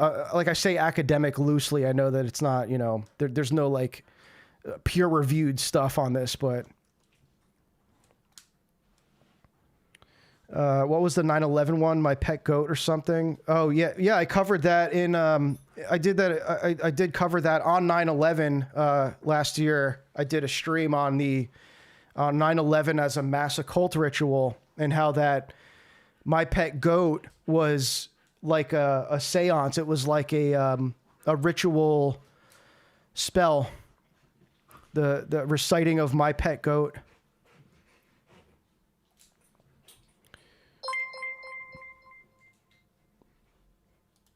Oh, thank you for another 20, man. ID bro, going for broke. Can't find the Harry vid. It's rabbit holed and replaced with news about some fling with a reporter and a ventriloquist dummy. But you can still find Stacey Plaskett ventriloquist, and that is exactly like the Harry Potter. Oh, that's the woman we just watched, right? That's Stacey Plaskett.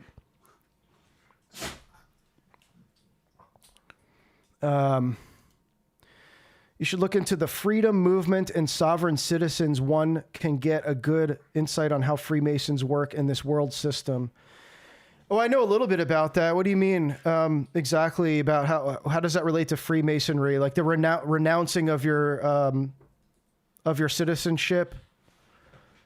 I just saw a video on that this morning, actually. There was a woman who was living out of her van. She renounced her citizenship, and she was being harassed and threatened by police to be arrested because she couldn't provide them with her government ID because she didn't have one. And so like they didn't know what to do. And so they were trying to make it like it's a crime to not show their, to not show them your ID. She literally didn't have it. So like it's almost like illegal to even become a sovereign citizen. It's pretty much illegal. I would be curious to know how that relates to Freemasonry.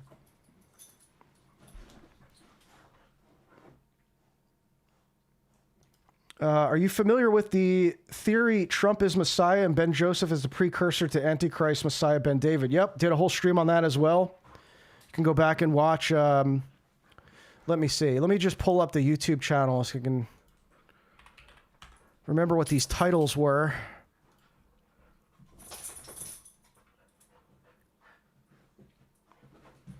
So if you go to live...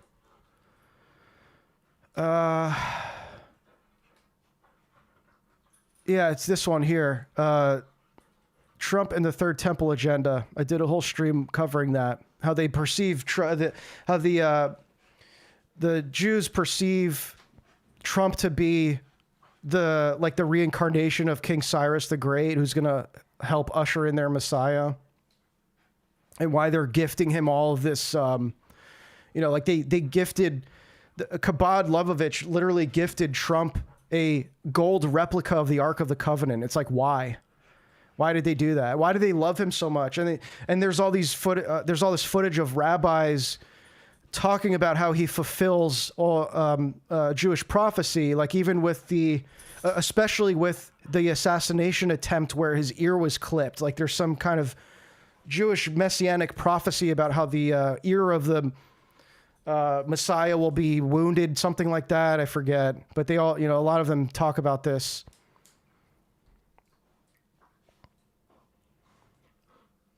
Yeah, that's all right. I mean, I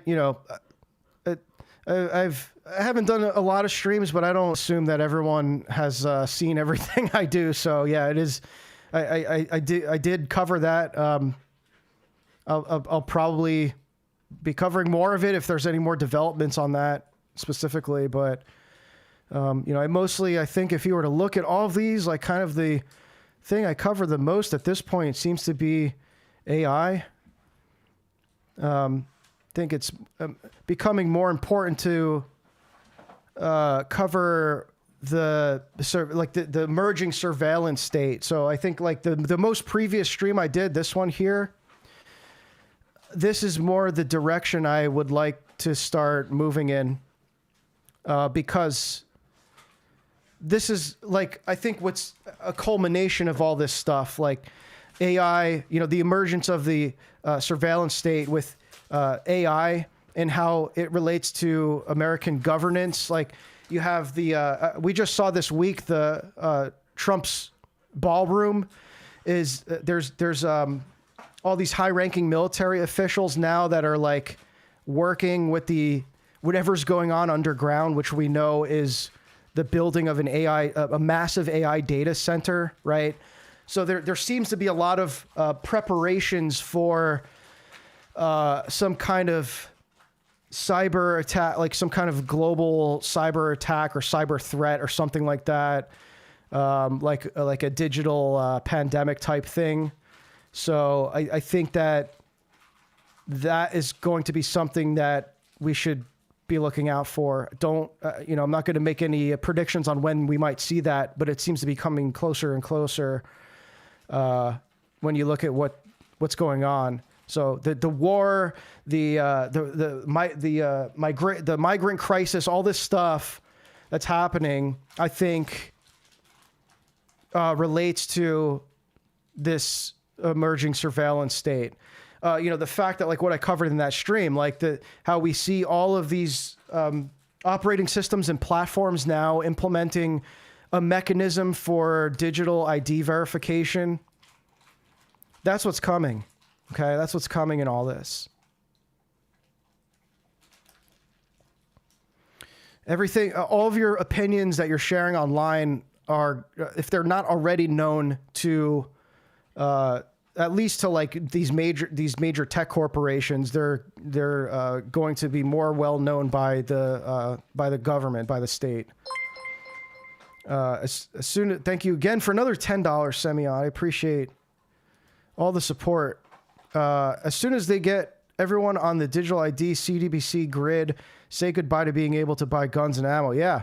Well, not only just guns and ammo. I mean, we're in the midst of an oil crisis, right? Gas prices are surging. It's like, start buying this stuff now. Like, start preparing. There's no better time. Like, the best time was last year, probably was yesterday, whatever that saying is. It's like, consider yourself already late to start preparing, but you're not so late that you can't do anything about it. Just start getting stuff, right? Start stocking up on non-perishable food. What I talked about in this previous stream was like with communications, right? It's like, don't take for granted the communications we have right now. The fact that you can easily contact anyone, whether it be through cell towers or especially on the internet. Like, this stuff is all monitored, right? Like, this could go down overnight. This whole thing could go down overnight. Just like it seems like how COVID happened overnight. Like, suddenly you wake up and everyone's wearing masks. Well, that's what can happen with the internet. You can just wake up and there was a cyber attack that happened overnight that shut the banks down. Like, that's going to be like how the whole economic crisis that's coming is going to happen. Because you have all the financial institutions, they're based on, like, they cannot operate without the internet. The whole grid, the whole system is dependent on the internet. Start finding a church community, like, start building. You have to start building real life communities, start networking in real life. You don't even have to tell people it's like some kind of prepper thing. Like, just start growing food, like, start figuring this stuff out now while you can. And, what I'm interested in is like, taking what we have access to on the internet right now and trying to preserve that, because I don't know how to do a lot of this stuff. Like, if I had to suddenly be totally self-sufficient and grow my own food and come up with like my own way of like, how am I going to communicate remotely with somebody with no internet, that kind of thing. Like, I've got to figure that stuff out on my own. And so if but I'm really good at like learning stuff. Like, if I just have access to the information, I could figure it out. How to build stuff. Like, how do you're going to have to do everything, right? So it's like, I'm very much like a product of the internet. Like, I grew up like in the, as the internet was new to everyone, right? So it's like, that was like what my upbringing was like. And so anyway, I'm very much dependent on it. I'm very much dependent on having access to any information I need from the internet. So what I've started doing is just archiving very important, like, survivalist websites, like PDFs and stuff. Even like writings from the church. writings of the church that are only available online in many cases. Like most of the personal letters of Father Seraphim Rose, for example, they were only uploaded online. And so even some of the books that we have of his letters were taken from online resources. So it's like, what happens when those websites go down? Then you have no access to these invaluable writings of a saint, who's going to become the first American-born saint. And it's like, because it's a lot of the work that we know of him is from the internet, it's like, well, what are we doing to preserve that stuff? Not just with Father Seraphim Rose, just in general. It's like we take for granted that we have instant access to this stuff, that it won't always be the case that we do. So unless you have this huge library of physical books, well, there's going to be a time where you don't have access to these digital resources. And so offline them. Just start offlining them. Okay, I know this is like, we're now unrelated to like what the stream's about, but whatever. Just telling you kind of like why I think that, what this is all leading to, and why I think it's important to just be prepared. We don't know what's coming, and that's why we should just prepare for like, be prepared for anything, basically. Just be prepared to live on your own, and sustain yourself without any of this, any of the grid being available to us. My father says, let me get to the super chat here. Another $20 from ID Bro. Thank you again. Posted the Plaskett vid in the disclosure day trailer in the YouTube chat. Find people in your parish that already grow food. Give them money to expand the garden, flock storage, labor for these things, and set up church farmers markets. Yeah, that's a great idea. Yeah, I know we've talked about that before on Discord. I think that's a great plan. Just start giving money to people who are doing that kind of thing.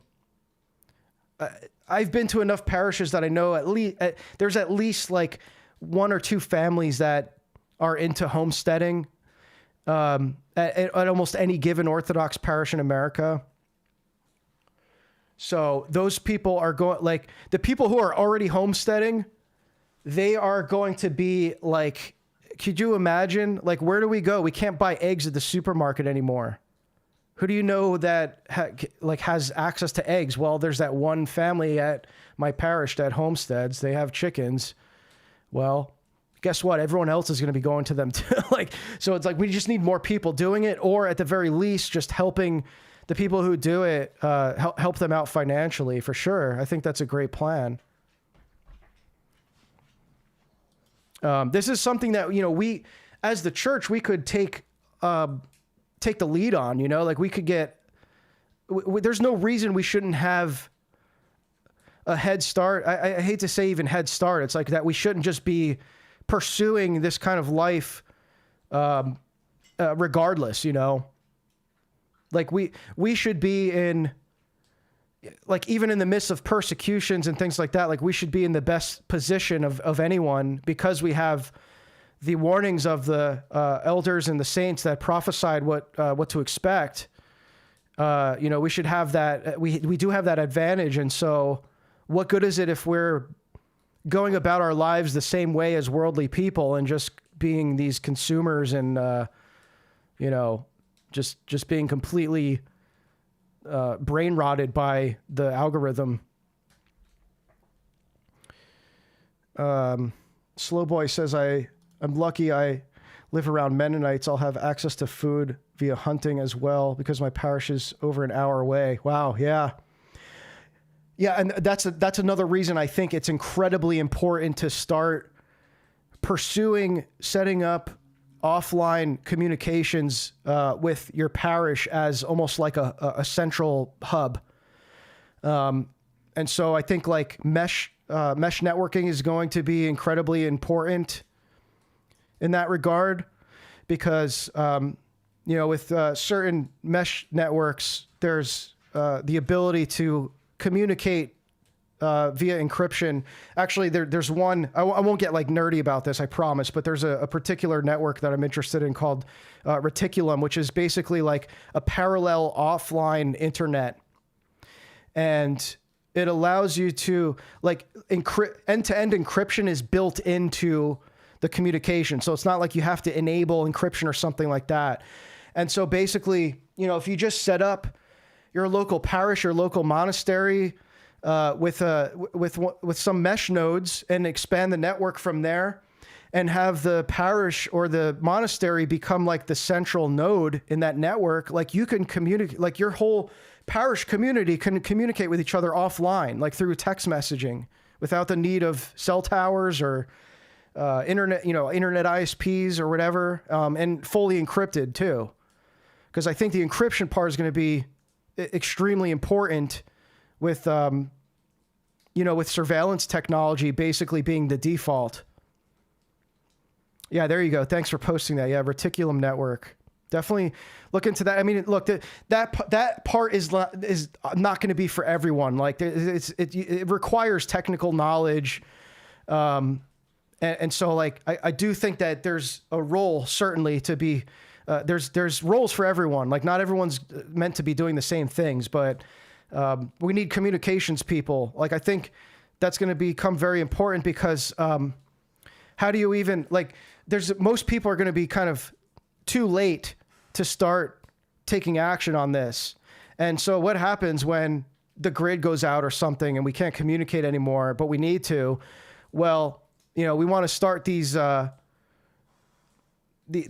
communities where we're growing our own food, where we are, doing these hunting trips or whatever to get more food, finding resources, all this stuff that we need to do. Well, how are we going to even organize that without any communication? You need the communication system in there first. So like you can do that now, just like you can start growing food now.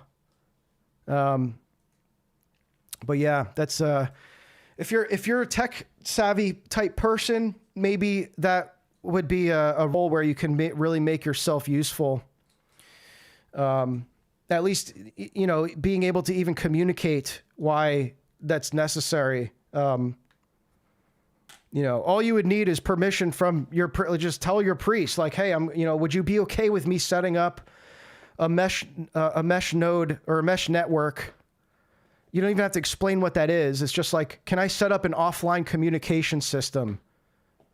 Think of it like modern walkie-talkies or something. Like, however you need to explain it. It's like, I can't imagine many priests would be opposed to that. I would also recommend getting connected with Higher Monk Seraphim Zesis in Thessaloniki, as he is by far one of the most, who extensively researched Freemasonry in our church. Oh, really? I may have seen clips of him. I'm not sure. Maybe I don't remember his name, but yeah, that's I feel like the Greeks and the Russians just like know, they have like a certain, they have much more knowledge about that, about Freemasonry and that kind of thing than we do, because it impacted them in a different way. Although, we live in a country founded by Freemasonry, so that's pretty unique to America. We live in a uniquely Masonic country where it's like it's the default religion of America. Whether people are free, whether you're Freemason or not, it's like what we're looking at today with the space stuff. It's like it's just deeply Masonic, and it's not like, and like we were saying, it's almost like the American religion, and so. It's not like you have to be a Freemason. You don't have to be a member of a lodge. It's just like, this is the underlying kind of like spiritual framework of our nation, of America. Look at all of the American iconography. So it's on your money. It's on your fiat currency. It's like, it's telling you right there. So anyway, let me just see what else we have. It's, again, there's nothing to look at as far as the space launch. We can go back to it, but system rocket was assembled and this isn't happening for another 4 hours. History, of course, goes back to the Apollo days, but today it is home to the I will hopefully be at Pre-Sanctified Liturgy while that's happening. I would hope that you guys would too.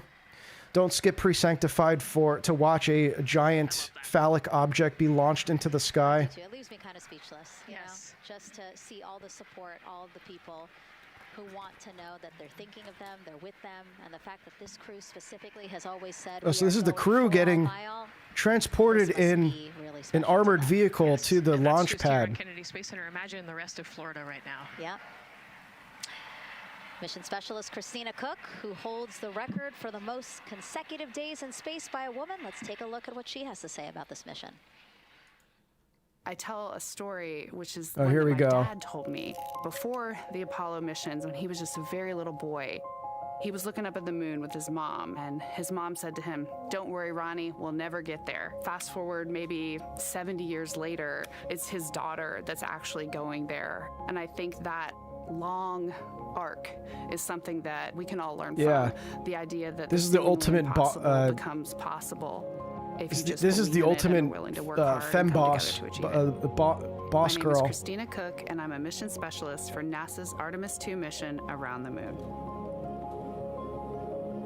When I look back at my dreams as a kid, I definitely never thought I feel like would these astronauts were like actually get here. they I was almost have very been groomed by Even though I'm by a the dreamer, state. I knew that the odds were Like they're way all against involved me in the again, military so I might at as a well do young something I'm age. loving in the Like, what are you meantime. doing as a teenager I definitely loved at science NASA? and math in school, and did pretty well in those things. But I also loved being active. I was always outside.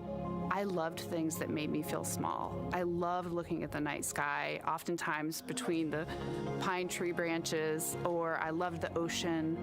North Carolina also has mountains, and when we would go there, I just loved the vastness of all of those things. I loved how they made me Cares? feel and what they Oh, made so me you think love the about, and outdoors. the vastness of the universe, and how much out there was to learn. I'm drawn to exploring. I'm drawn to challenges that involve Don't both forget, mental and like, physical. our country is. America has been conquered, not just politically by Zionists, but also with the migration crisis that is still very much underway. And what are we doing? We're spending $2 billion on this launching of a rocket to do a procession around the moon while we're bombing a foreign country on behalf of another foreign country. Think about how absurd that is. Meanwhile, we're what? Let's look at the debt calculator. We just hit like we're always at an all-time high in debt, but we just hit like a significant milestone in the U.S. debt. Let's look at the debt clock. Here's what's going on too, while all this is happening. Here's what's going on. We're $39 trillion in debt. 39 trillion. Not for 1 second has this slowed down or like decreased. I mean, this is just never getting paid off. But what are we doing? We're sending $20 billion per year to NASA for what? Is NASA helping us get out of this? No. $20 billion a year of our tax money, by the way. Just one of the things that we're wasting our tax money on. But, also, like you can see here, $933 billion on defense and war. Right? None of this stuff we have any control over. It's just this is what's done with our money that we work for. The average salary, meanwhile, is $74,000 a year.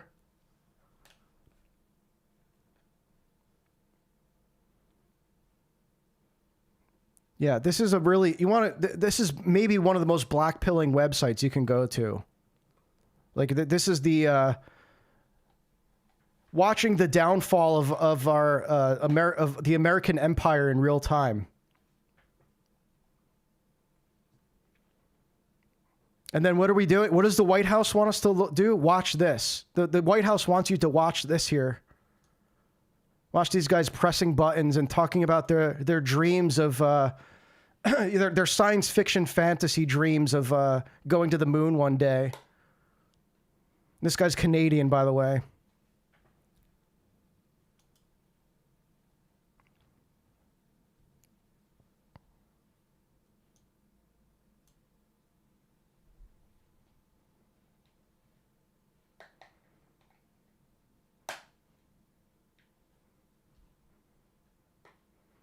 We doesn't really talk about this like anyone can do it. Oh, if you just think it, dream it, do it. You can become an astronaut yourself. You can one day walk on the moon. You can one day be the president.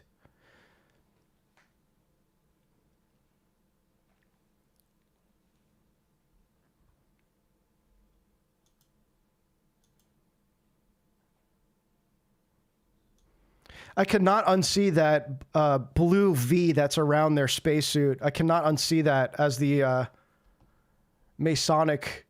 I'll show you. Well, you can see it in the thumbnail of this stream, but I'll give you a better view of that here.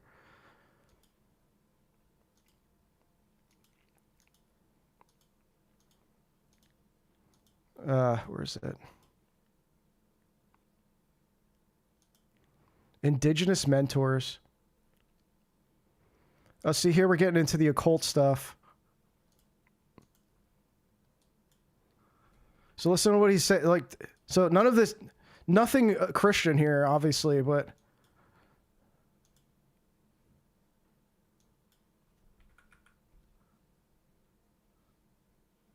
he starts talking about the, yeah, sorry, I went back too far, whatever.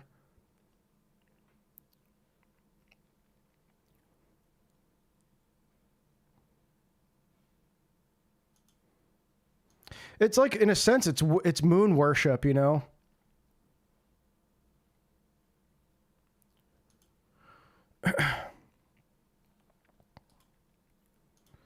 Okay, so here.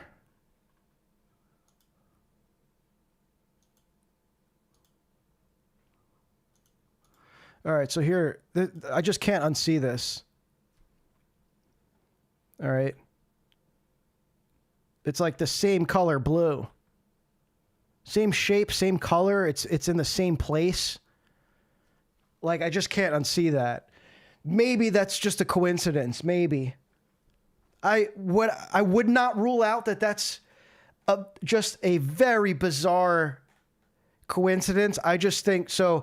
This is my general take with this kind of stuff, where you can't substantiate it, but it just seems to be like it seems to be the case, or it's like, you know, there's some kind of symbolic link there. My approach to this kind of stuff is, would it be harder to describe this as a coincidence than it would to just describe it to, you know, its actual, like the actual presence of a symbolic meaning, right? So like, if just an average normie looked at this to be like, okay, so what? Like, what do these people have to do with Masonic garb? And none of them are Masons. Fine. Like, okay, well, you have to know how deeply interconnected NASA is, or at least like these lunar missions are with Freemasonry. And then it becomes something that is harder to describe as mere coincidence than it has a symbolic connection. And that's not to say that these four astronauts exactly know like what they're wearing. It's just like someone involved in this process, or just over time, or the kind of like adoption of it as the normative kind of spacesuit. There's pragmatism involved too. It's like, oh, it's just a harness. Like they clip something to it. Okay, fine. But you know, the color, like it's just, there's a lot here that would have to be, that I think would be more difficult to describe as a coincidence. Yeah, the blue G, yeah, the apron. That's the red version of that is the Gmail logo. That's true. There's a lot of I remember seeing a whole chart of big tech logos that are that have esoteric symbology. I think the Google Play Store, for example, is like the Crowleyan thelema symbol, and you could see this also in like the cosmology, like some of the maps of like the modern cosmology. I think like I wouldn't be able to find it here, but I remember even people highlighting the route that the astronauts are supposed to be making on this Artemis II mission, and how the shape that it makes is some kind of occult symbol. I forget, but yeah, I mean, is that intentional? I don't know, maybe.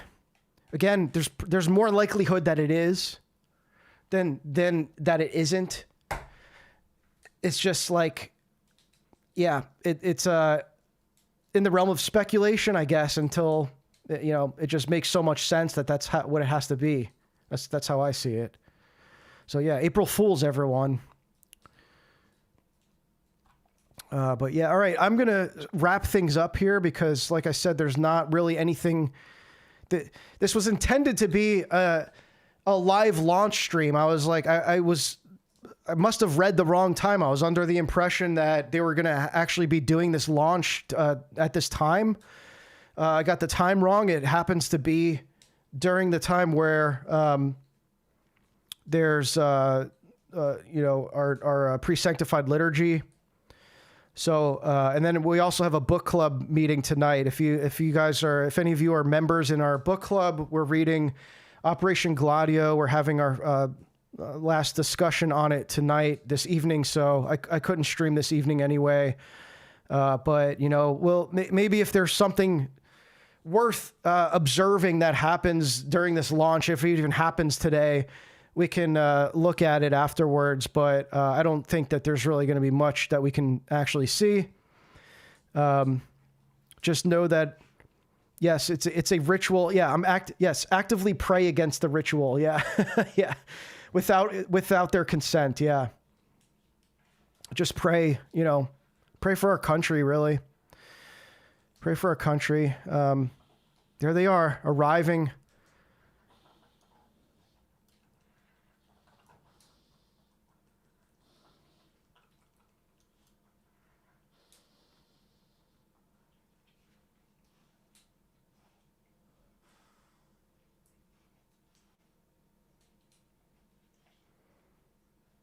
I hope it gets nuked.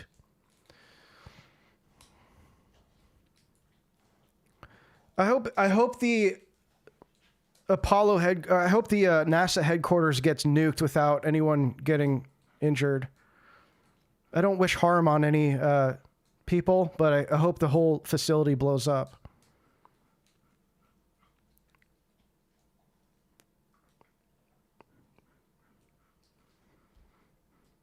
Oh, sorry, I'm not even showing. My bad. I thought I was showing it this whole time. My apologies, guys. I was showing some other thing. 4 hours, 10 minutes, and counting until the top of our 2-hour launch window today. Let's head back across the street to Daryl, who's following the launch team every step of the way. All right, thank you, Megan and Nicole. And here inside Firing Room 1, yeah, just nothing really exciting. I can't imagine these guys have to talk about this for 42 hours, 48 hours, whatever. Standing up from her console, taking her cell phone, and snapping photos as the Artemis II crew that she had just given the go to leave the astronaut crew quarters, driving by, and of course going up the causeway until they got there to the pad. And now we see them coming out of the Astro van there and getting ready to ascend the launch tower. Ascend. Well, we got a weather brief before they went out to the pad, and of course LWO gave a go. There could be some rain out there. Yeah, there's a lot of, like, even in the notion of ascent, right? It's like that's something that's deeply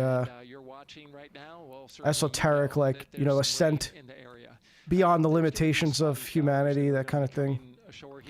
Oh, so we got one wearing the Canadian flag. Yeah, the Canadian dude's wearing the Canadian flag there. So this isn't even like a completely American operation, right? We got a quarter of the astronauts are Canadian.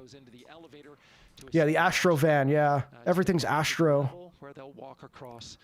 It's not just like a Dodge minivan. It's an Astro van because they slapped a NASA sticker on it. Start to hear now is from the crew themselves. We're going to be airing the Orion to Earth loop, which is the communications that's going between that crew and the launch team here as they walk them through configuring their various consoles as well as getting ready. A nice moment here, and I'll just pause to just look and see as the crew walks across the zero deck, as they call it, which is the everything has a name. Right there, even with the engines. The zero deck. They're taking a moment to go over there and stand up and gaze up at the 322-foot tall SLS rocket. This was part of the plan. Everyone observe the large penis Artemis that II crew. We're launching into the sky for this and pagan fertility a rocket ritual. That could help them make history to go farther from Earth than any crew has before. The farthest distance from Earth when they launch will be roughly around 248,000 statute miles. They're expected to go about 4,000 miles farther than the Apollo 13 crew did. And now they've headed to the elevator to go up. Yeah, notice how he's not, no one's mentioning the from the crew as they discuss with the launch team getting the radiation belt that they have to pass through. And then closer to liftoff, the most dangerous part of this mission. Launch team loop brought forward ahead of the critical pre-launch polls and then the start of terminal count. These people, like, right apparently they're going to be passing through, like, just think about this. They have to pass through a radiation field that has such a dense amount of radiation that it's 250 times the lethal limit that a human can withstand.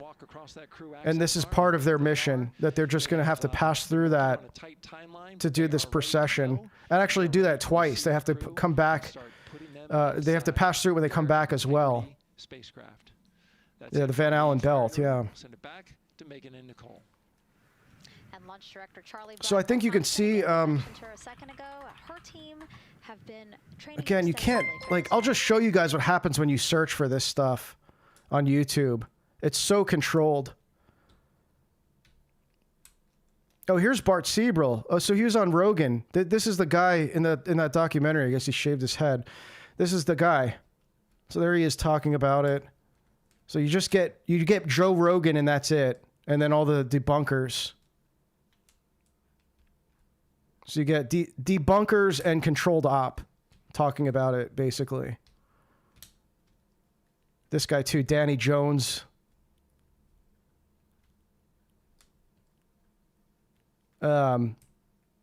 This is what I was looking for. Oh, 13 seconds. So this is Apollo 12 astronaut who's not sure about the Van Allen radiation belts. Any ill effects from the Van Allen radiation belts? No. Now, I'm not sure we went far enough out to encounter the Van Allen radiation belt. Maybe we did. So he doesn't even know if they went through it. The most dangerous part of the mission. Like, don't you think if you knew in advance that part of this mission was passing through a radiation field that had 250 times the lethal amount of radiation, that you would at least know when that part is happening, like whether you feel the consequences of it or not, wouldn't you like be somewhat aware of like when that's happening? At least enough to say, yeah, I remember when we went through it and I just was like surprised, like I didn't really feel any different, that I passed through, 250 times a lethal amount of radiation and it was just no big deal. That's a great question, Fatim. Yeah, how do we even know it exists? Exactly. It probably doesn't. It's just like that's part of like that's what NASA. That information's from NASA. It's like that's just NASA is saying that that's what's there. So that's according to their narrative. Like that's just part of the story of like that's what they have to do as as astronauts that are doing this lunar mission. They have to pass through what NASA has termed this radiation belt. Right? It's like we don't even know that it exists. It might not. In fact, it probably doesn't, but that's the story at least. So they have to align, like if they're being consistent with NASA's narrative, that's got to be accounted for. That's exactly the point. Is like they're not even consistent with NASA's narrative. It's not like we're saying this isn't like something like conspiracy theorists are saying that this thing exists, the Van Allen belt, and they're denying that it exists. This is NASA saying it exists. And then NASA's astronauts saying that they don't know what happens when they pass through it. That's exactly the point. Yeah, Lord have mercy on these people who believe in demonic science fiction fairy tales. Yeah.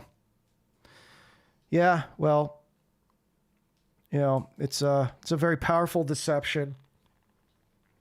This is like a huge reason why we're in this mess where we're ruled by a technocracy by people who literally believe they are creating science fiction fantasies in real life.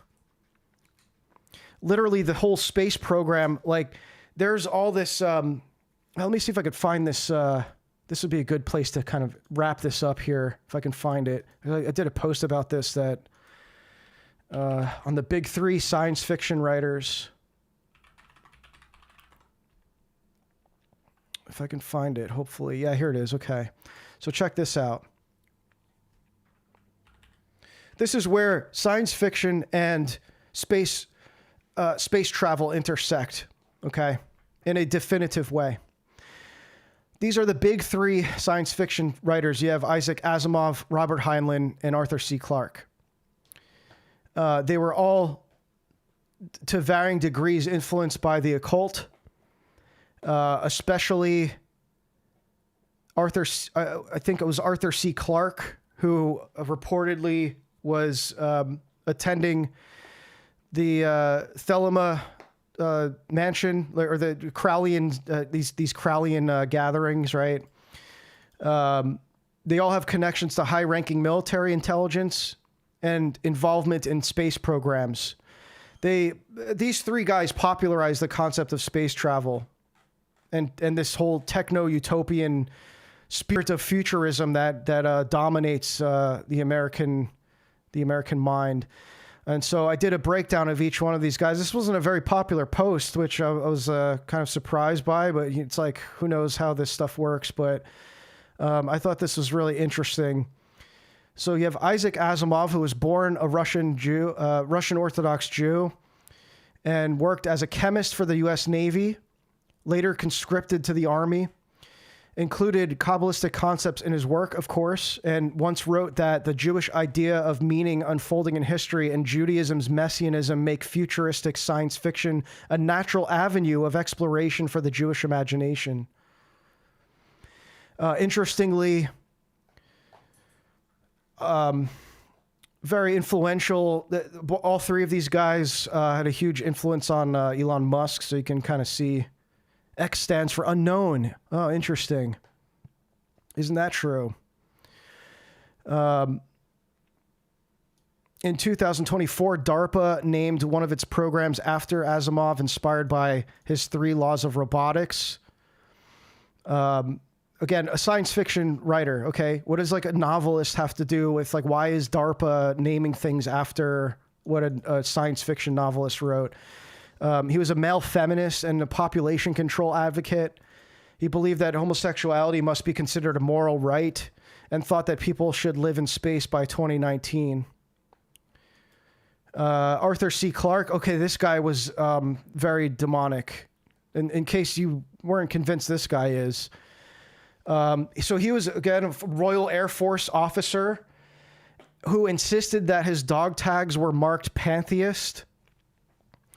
Famously said any sufficiently advanced technology is indistinguishable from magic. That was something that Elon Musk also quoted. It was the inventor of the TV satellite. Okay, so these guys, they were all happened to be also like inventors. So Asimov was a robotics inventor, right? Arthur C. Clarke, and helped contribute to this MK Ultra device that everyone brought into their living room. The TV, right? Later became a commander of the officer of the British. Served as a commentator on the CBS News broadcast of the Apollo 11 moon landing. There you go. Okay, why? Why did a science fiction novelist? What did he have to do with the Apollo 11 moon landing? Would they bring him on as a commentator? Appointed the first chancellor of the International Space University. So you could really start to see here, just by looking at these 3 big sci-fi writers, how it intersects with space, with NASA, with space travel. He literally, like Arthur C. Clarke, is responsible for popularizing space travel. In a book. It's from a book called Interplanetary Flight. It's like literally a novel inspired all of this. a science fiction novel. Crazy. And Father Seraphim Rose wrote a lot about this too, by the way. If you read Orthodoxy and the Religion of the Future, I believe he talks about it in the Orthodox Survival Course. You know, he mentions like kind of what's being said here. It's like that how this stuff, like our fascination and obsession with like space exploration, space travel is a result of science fiction permeating the consciousness of the American mind, you know. So he wrote, or he was held in such high esteem by the Sri Lanka government that when Robert Heinlein came to visit, the Air Force provided a helicopter to take him around the country. He also wrote 3001 Space Odyssey, which is about an ancient AI that creates humanity. He also wrote Childhood's End. So this is a book, Father Seraphim Rose comments on this book in the Orthodox Survival Course as well, and how demonic it is, it's about Satan coming to Earth as an alien. He was also an alleged PDF file who hung out at Crowley's Abbey of Thelema. There you go. Yeah, just like we were like, it's like, were we always conquered by nerds? Like, is this what's happening? Like, literally these, these nerds created this religion that now is what is being, forced upon us by the technocracy. It's crazy. Like, these guys created this religion. I mean, they didn't create it. They just, they contributed to like establishing the modern precedents for it. It's really a long ongoing transmission. And then you have Robert Heinlein, who, if you read the book, Weird Scenes from Laurel Canyon, I believe it's called, which covers the military psyop and the CIA, like the Laurel Canyon and Lookout Mountain as like this kind of hotbed for revolutionary cultural activity, particularly in the music and film industry. And so he was a resident there.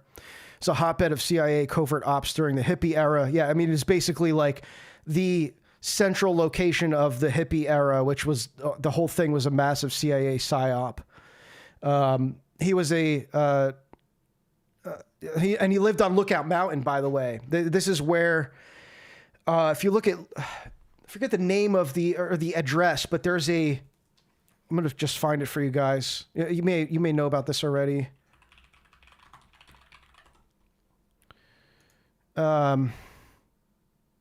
Actually, Jared Leto lives in this place now. It's like it was a movie studio owned by the was it the Navy or the Air Force or something, where they produced the nuclear bomb test footage at this facility. Lookout Mountain Air Force Station. Yeah, this here. So this is now owned by Jared Leto. Jared Leto bought this place and he lives there. Why? Like, that's such an odd thing. Like, imagine living in a former U.S. Propaganda facility that was owned by the DOD. So this was like at the top of Lookout Mountain, basically, in Laurel Canyon. So all these CIA covert ops, like all these like hugely influential cultural figures were connected, either directly involved with military intelligence or they came from military families. Jim Morrison's like the prime example because his father was a general in the Gulf of Tonkin false flag. And he was clearly an industry plant who like just came out of nowhere and had all the entire Doors discography just pre-written, It's like obviously just an industry plant. Frank Zappa was another one. He was his father worked at the I think it was a nuclear facility in I forget if it was Baltimore, so I forget where, but Yeah, so that's where this Robert Heinlein grew up, okay? Or lived, at least, later in his life. So he lived there, and he was a chemist for the Navy. Later served as an officer in the U.S. Navy under the Chief of Naval Operations during World War II. And his brother served in the U.S. Army, the Air Force, and as a Major General for the National Guard. So these guys, all three of them, deeply connected with the military. His brother, okay, and then here's I've mentioned this many times before, but he also created Grok. This is the real creator of Grok right here. Grok is a concept that that Heinlein invented in the book Stranger in a Strange Land, which is a Martian. It's describing a Martian. It's a Martian term that describes like being consuming something that becomes part of you so much that it's like part of your biology. Like I think they use the term. I think he uses water, for example. Like how in the Martian understanding, it was like you don't just drink water, you grok water, because water becomes part of your biological makeup and like transforms you as a person or something like that. So you can see how there's that transhumanist element and why Elon named his AI after it. What happens when you grok something? It's like you learn it even says on the Grok website, it's like to know something so well that it's like part of you. Isn't Grok that things that checks whether something is AI generated? No, Grok is more than that. Grok is like literally the engine that runs Twitter. Twitter is like what you're looking at here on X. Like it's like basically the scaffolding for the Grok LLM. It's like everyone that's on Twitter right now, even if they're not posting, just being on it and engaging with content, it's all just feeding the Grok algorithm. That's why, he's kind of positioned to build the most powerful LLM in that regard, because he's got this massive user base that's addicted to this platform, whether they want to use AI or not. So like you could be completely against AI, and if you have an X account and you use X, you're using AI, because when he bought X, he turned it into an AI platform. He turned it into a mechanism to feed his AI to create the world's largest supercomputer, which he says he stationed in Memphis, Tennessee, purposely for the reason that Memphis was named. Memphis was the former capital of Egypt, and he says in an interview with Jordan Peterson, perhaps that's where our new god will come from. So that's why. So he, that's Grok. Again, these guys are just so obsessed with sci-fi. Like this is literally their religion. They are creating the material reality of this fantasy. And here you have an excerpt from the book The UFO Deception by Father Spiridon Bailey, who's writing about all the monolithic imagery you see in like in Hollywood and like Space Odyssey, for example, and 2001 Space Odyssey. Right, that big monolith. And here's an excerpt from Father Seraphim Rose writing about Arthur C. Clarke's Childhood to End. He says, the future evolved beings in science fiction literature are invariably seen as having outgrown the limitations of present-day humanity, in particular the limitations of personality. Like the god of science fiction, man also has become strangely impersonal. In Arthur C. Clarke's Childhood's End, the new race of humans has the appearance of children, but forms devoid. I can't read that word. From devoid of personality, they are about to be guided into yet higher evolutionary transformations on the way to becoming absorbed in the impersonal overmind. In general, the literature of science fiction, in direct contrast to Christianity, but exactly in accordance with some schools of Eastern thought, sees evolutionary advancement and spirituality in terms of increased impersonality. Wow. So I think that's maybe a good spot to end this here. I don't know how much longer I could talk about this, basically mass distraction. Like I said, obviously an occult ritual that all you need to know is that it's an occult ritual. Why is it happening? You can speculate, but we know that this is literally a procession around the moon. The whole mission named after a pagan deity that involves that's just historically tied with worship of the moon, right? So whether it's bringing in like a new, ushering in this new age or something, who knows? But this stuff is just all part of the religion of the Antichrist. I understand why people would think that sounds schizo or it sounds crazy. I don't care. I'm very convinced of that, and I also don't think that it does any harm. If I'm wrong about that, and this is all just like it's fine, it's nothing, I'm just blowing it out of proportion. Well, what harm did it do by me just thinking it's all fake and gay? Like, I'm not required to think that this is something that we need to be involved in or that I need to be concerned with whatsoever. So, instead of looking to outer space, like we should just be looking within and repenting and drawing closer to God, especially during Lent. Like, this stuff is, for me to even be covering this, I feel like I'm hopefully not doing you guys a disservice by distracting you from